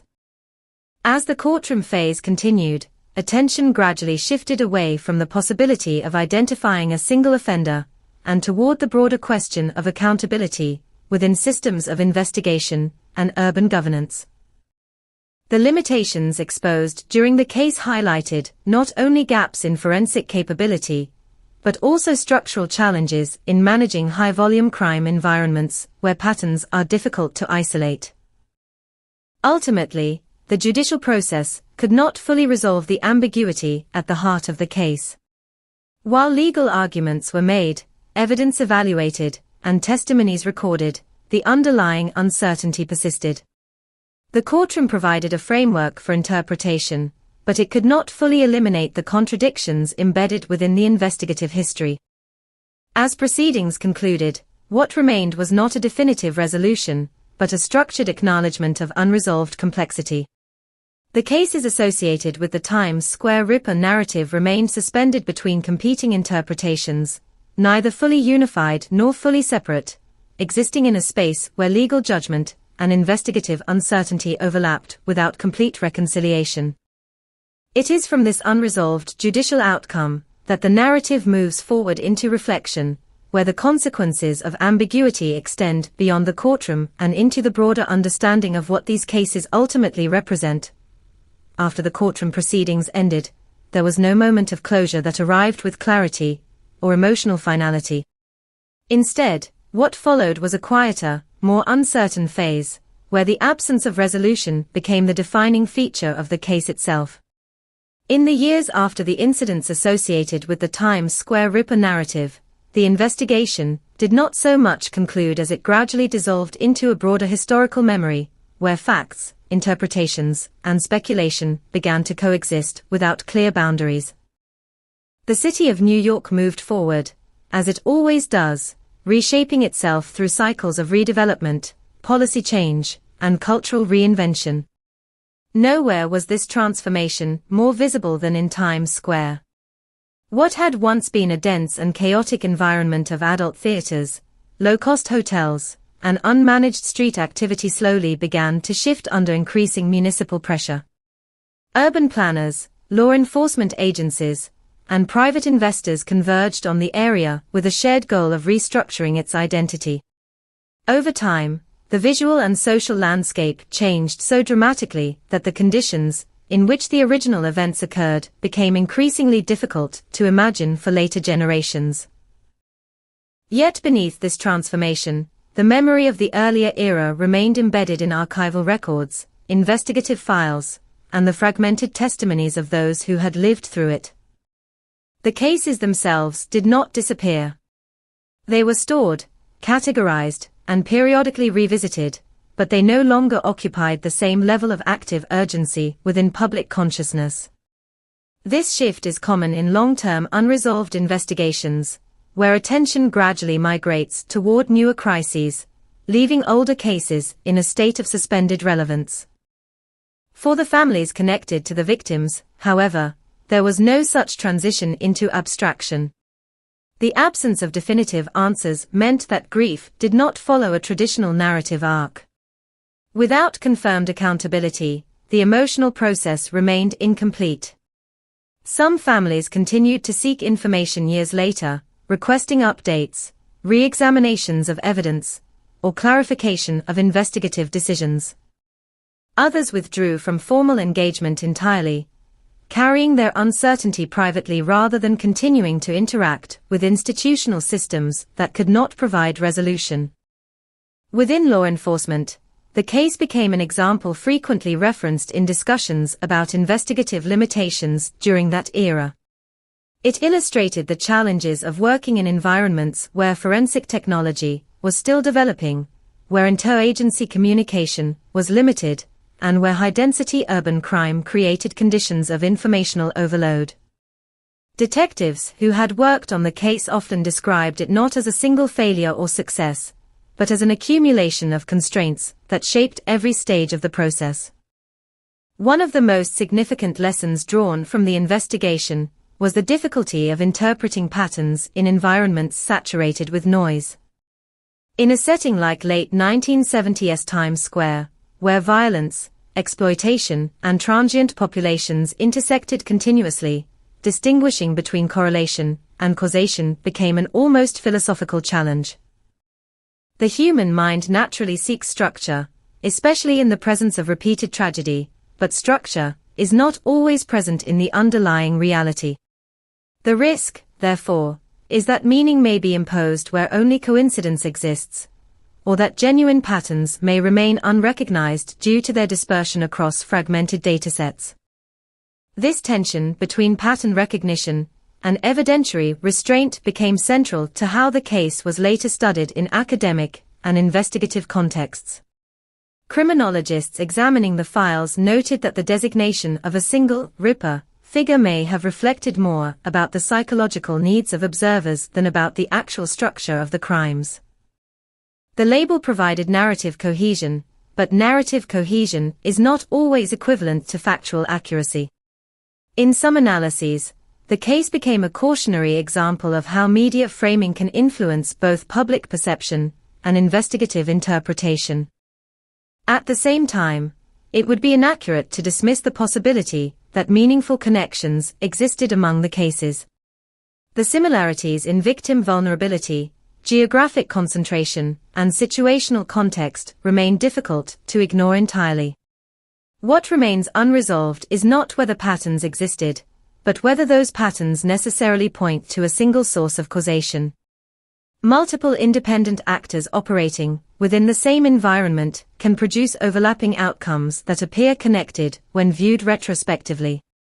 This ambiguity is precisely what makes the case resistant to final classification. As years passed, technological advancements in forensic science opened new possibilities for revisiting cold cases. Evidence that had been preserved from the original investigations was, in some instances, reanalyzed using improved methods. However, the results did not fundamentally alter the status of the case. While incremental insights could be gained, no definitive breakthrough emerged that would conclusively identify a perpetrator or unify the incidents under a single verified framework. The case remained, in investigative terms, open but inactive. Public memory of the events also evolved. As Times Square transformed into a heavily commercialized and heavily policed tourist destination, the physical environment that once contributed to the uncertainty of the original investigations was replaced by structured visibility. Surveillance increased, pedestrian traffic became regulated, and the informal economies that had once defined the area were displaced or pushed into other parts of the city. In this new context, the conditions that allowed for such ambiguity were significantly reduced, even if not entirely eliminated. Yet the transformation of space does not erase historical complexity. The past remains embedded in institutional memory, even when it is no longer visible in the physical environment. For those who study urban crime history, the case continues to serve as a reference point for understanding how environmental conditions can shape investigative outcomes. It highlights the importance of context in interpreting evidence, and the dangers of separating criminal events from the ecosystems in which they occur. There is also a human dimension to the aftermath that cannot be fully captured through analytical frameworks. The victims of these cases, though often discussed in terms of patterns or classifications, existed as individuals whose lives were interrupted in ways that remain fundamentally irreversible. Their absence is not resolved by investigative ambiguity or legal limitation. It persists as a permanent alteration in the lives of those who knew them and in the historical record of the city itself. In reflecting on the case as a whole, one of the most difficult realizations is that resolution is not always a guaranteed outcome of investigation. There are cases that reach closure through identification, prosecution, and conviction, and there are others that remain suspended in partial understanding. The Times Square Ripper narrative, whether interpreted as a single offender case or a convergence of multiple incidents, belongs to the latter category. It exists in a space defined not by conclusion, but by enduring uncertainty. This uncertainty does not necessarily represent investigative failure. Rather, it reflects the limitations inherent in working with incomplete information under constrained conditions. Every investigation is shaped by the tools available at the time, the structure of institutions, and the broader environment in which events occur. When those conditions are unstable or fragmented, the resulting narratives are often equally fragmented. As a result, the legacy of the case is not confined to its unresolved status. It extends into broader questions about how societies interpret violence, how institutions respond to uncertainty, and how narratives are constructed in the absence of definitive answers. The case becomes not only a record of specific events, but also a lens through which to examine the processes of meaning-making themselves. In the end, what remains is not a single explanation, but a layered field of possibility. Within that field, different interpretations continue to coexist, each supported by partial evidence and each limited by its own assumptions. The truth, if it exists in a singular form, remains inaccessible. What endures instead is the acknowledgement that some stories resist closure, not because they lack significance, but because their complexity exceeds the boundaries of resolution available at the time. And so the narrative returns, finally, not to a conclusion, but to the place where it began, a city that continues to change, a history that continues to be reinterpreted, and a set of unanswered questions that remain embedded in the fabric of a time when the lights of Times Square illuminated far more than they revealed. Years after the last official mention of the case in active investigative briefings, the story of the Times Square Ripper had already begun its quiet transformation from open case file into historical fragment. What once occupied desks, briefing rooms, and late-night discussions among detectives slowly became something else entirely, a reference point, a cautionary example, a collection of unresolved records stored in archives that only occasionally drew attention. But for those who had been close to the investigation, the passage of time did not erase the sense that something had never fully been understood. In institutional memory, cases like this do not disappear. They settle. They become part of training materials, internal case reviews, and retrospective analyses of investigative limitations. Younger detectives encounter them not as urgent mysteries, but as lessons in complexity, examples of how difficult it can be to impose order on environments saturated with uncertainty. The Times Square cases, in particular, were often cited when discussing the challenges of working in high-density urban environments where evidence is not only incomplete, but constantly contaminated by movement, noise, and overlapping human activity. Yet beyond institutional frameworks, there remained a quieter layer of memory carried by individuals who had lived through the era. For them, the transformation of Times Square into a sanitized commercial district did not erase what had occurred there. It simply created a visual contrast that made the past feel more distant, almost unreal. Walking through the modern streets, with their controlled lighting and regulated pedestrian flow, it became difficult to reconcile the present order with the earlier chaos that had defined the same geography. Urban transformation has a way of rewriting perception. When physical environments change dramatically, they can alter how history is emotionally processed. In the case of Times Square, the shift from a zone of unmanaged activity to a highly curated commercial space created a form of visual amnesia. New visitors experienced the area without awareness of its previous condition, while older narratives gradually lost their anchoring in everyday experience. Yet beneath the surface, archival records preserved the complexity that the physical environment no longer reflected. The victims, whose lives had been interrupted within that earlier landscape, remained central to any serious reflection on the case. Over time, efforts were made by advocates, historians, and researchers to reconstruct their identities not only as victims, but as individuals whose lives contained meaning beyond the circumstances of their deaths. This work involved revisiting fragmented records, contacting surviving acquaintances, and piecing together partial biographies that had never been fully documented during their lifetimes. In doing so, the focus shifted subtly from the identity of the perpetrator to the recognition of lives that had been previously overshadowed by investigative ambiguity. This shift in perspective is significant because it reflects a broader evolution in how unresolved cases are understood. Early investigative frameworks tend to prioritize resolution through identification and prosecution. But as time passes and resolution becomes less likely, the emphasis often transitions toward remembrance, context, and structural understanding. In this phase, the absence of a definitive conclusion does not render the case meaningless. Instead, it reframes it as a study in complexity rather than closure. Within academic circles, the Times Square cases became part of broader discussions on urban criminology and investigative methodology. Scholars examined how environmental factors, such as population density, economic instability, and institutional fragmentation, can influence both the occurrence of crime and the ability to investigate it effectively. The case served as an example of how multiple systems, social, economic, and procedural, interact in ways that can obscure rather than clarify patterns of violence. One of the recurring themes in these analyses was the role of ambiguity itself. Unlike cases with clear forensic linkage or confirmed perpetrator identity, the Times Square narrative exists in a space defined by partial information. This ambiguity is not simply a gap in knowledge, it is a structural condition that shapes every attempt at interpretation.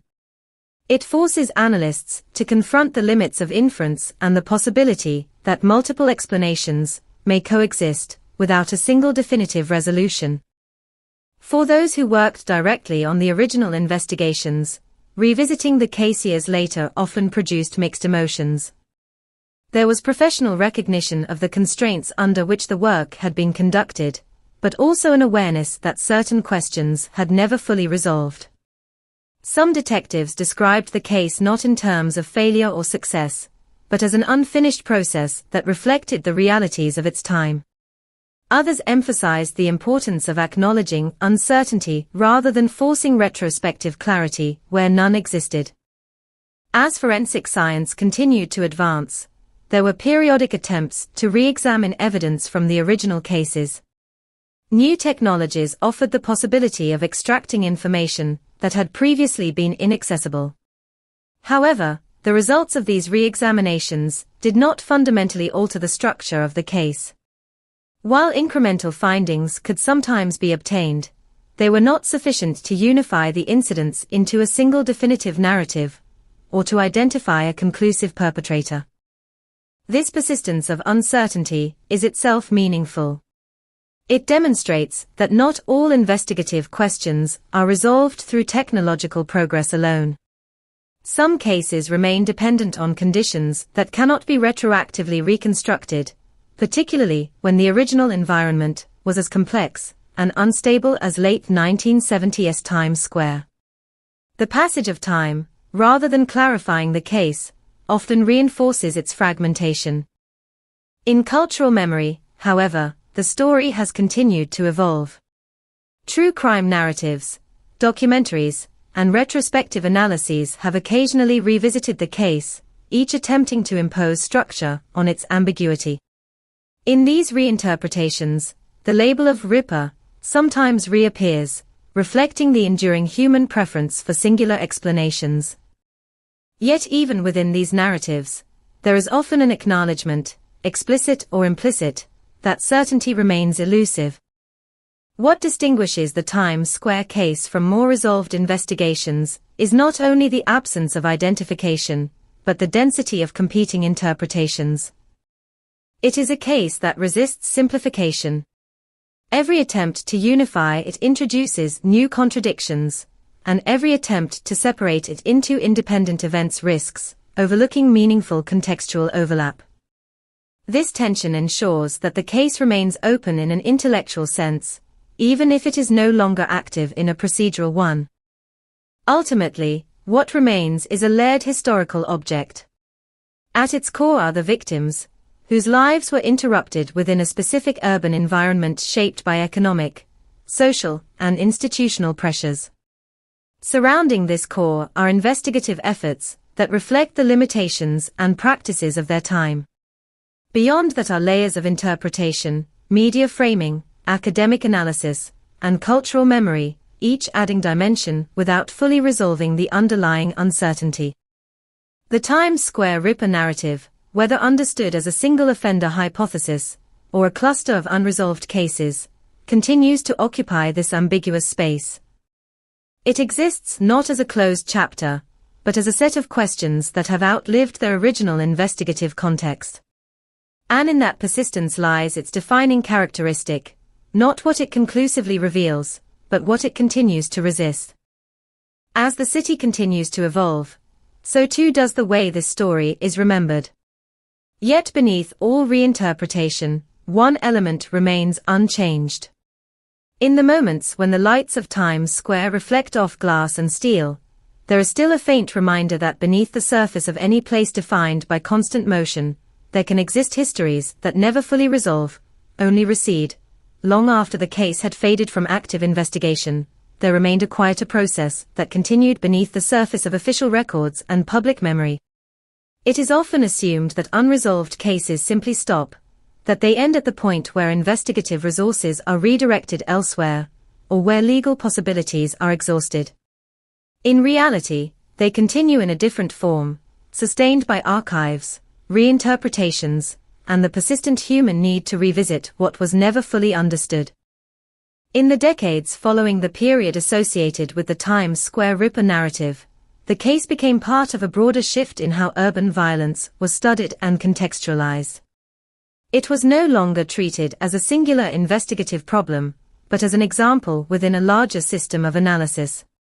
Scholars, criminologists, and policy researchers began to revisit the conditions under which the events had occurred, not to solve them in the traditional sense, but to understand the structural environment that allowed such ambiguity to persist. This shift in perspective marked an important transformation. Earlier investigative approaches had been driven primarily by the goal of identification and apprehension.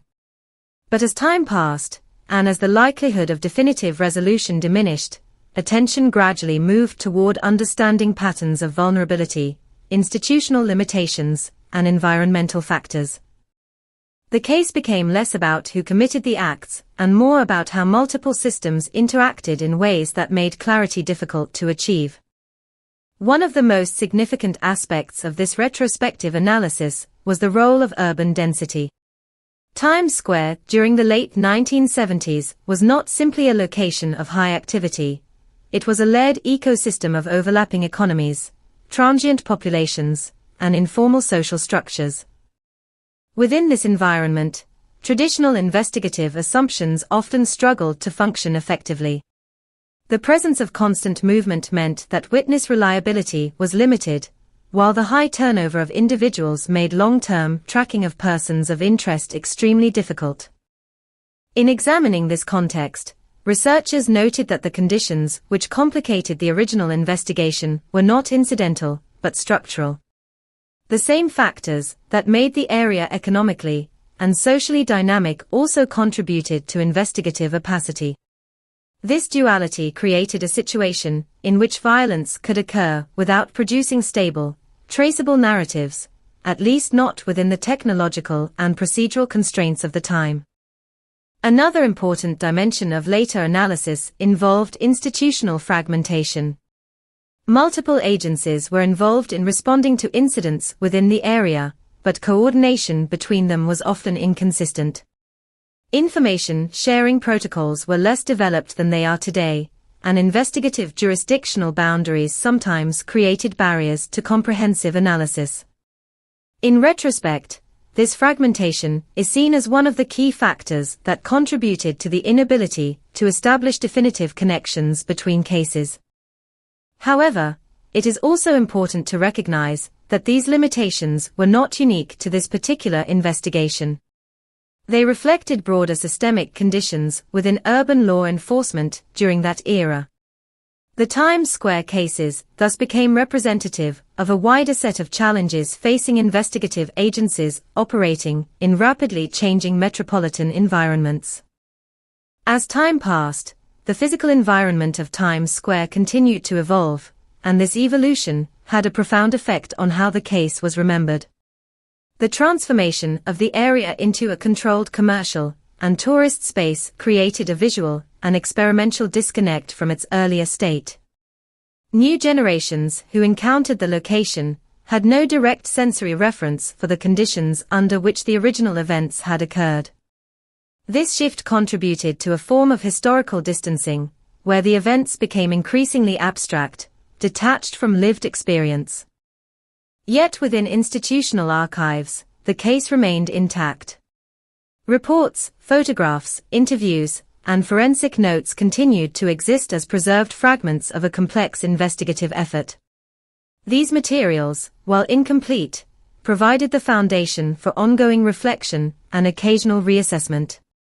Each time the case was revisited, it was filtered through the interpretive frameworks of its time, shaped by evolving standards of evidence and analysis. One of the recurring themes in these reassessments is the tension between pattern recognition and evidentiary certainty. The original investigation operated within a space where patterns were suggested, but not confirmed, where similarities existed, but did not necessarily imply causation. This ambiguity continues to define how the case is understood today. It resists reduction into a single explanatory model, instead existing as a set of overlapping possibilities that cannot be fully reconciled. This resistance to closure has led some analysts to describe the case not as an unresolved mystery in the traditional sense, but as a structural example of epistemic limitation. In other words, it is not simply that the answer has not been found, but that the conditions required to produce a definitive answer may no longer be recoverable. Time, environmental change, and technological limitation have collectively shaped a boundary beyond which certainty cannot easily be reconstructed.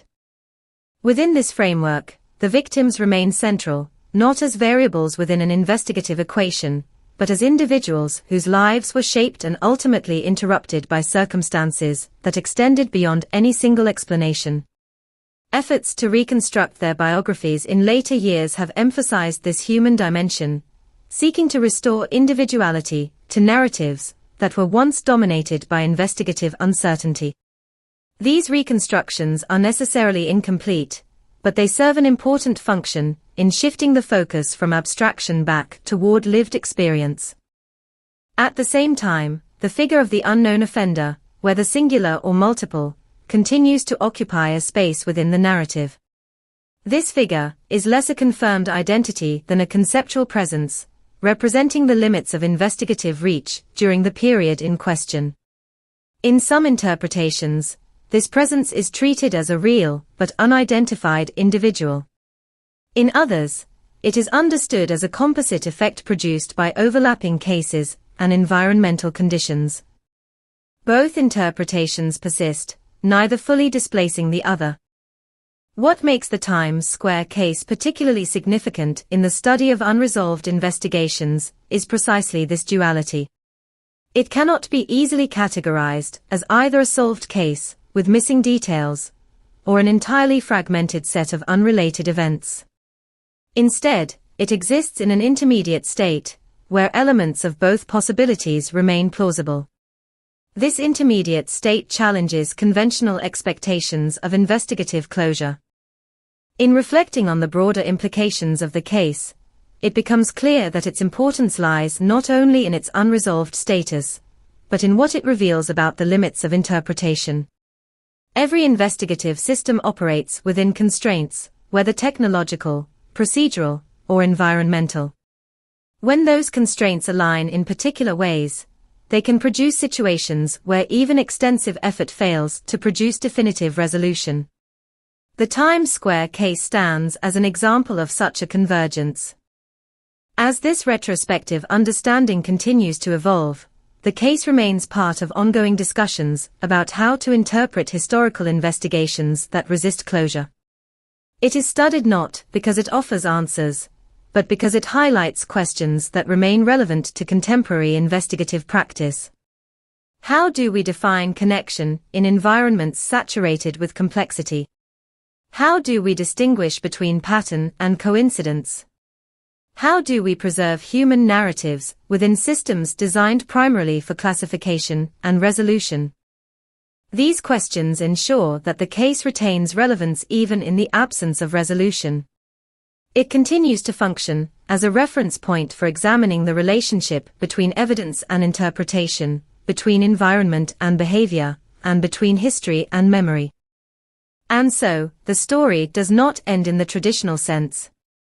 It continues in archives, in analysis, in reinterpretation, and in the quiet persistence of unanswered questions that remain embedded in the history of a city that has long since changed, but has not forgotten.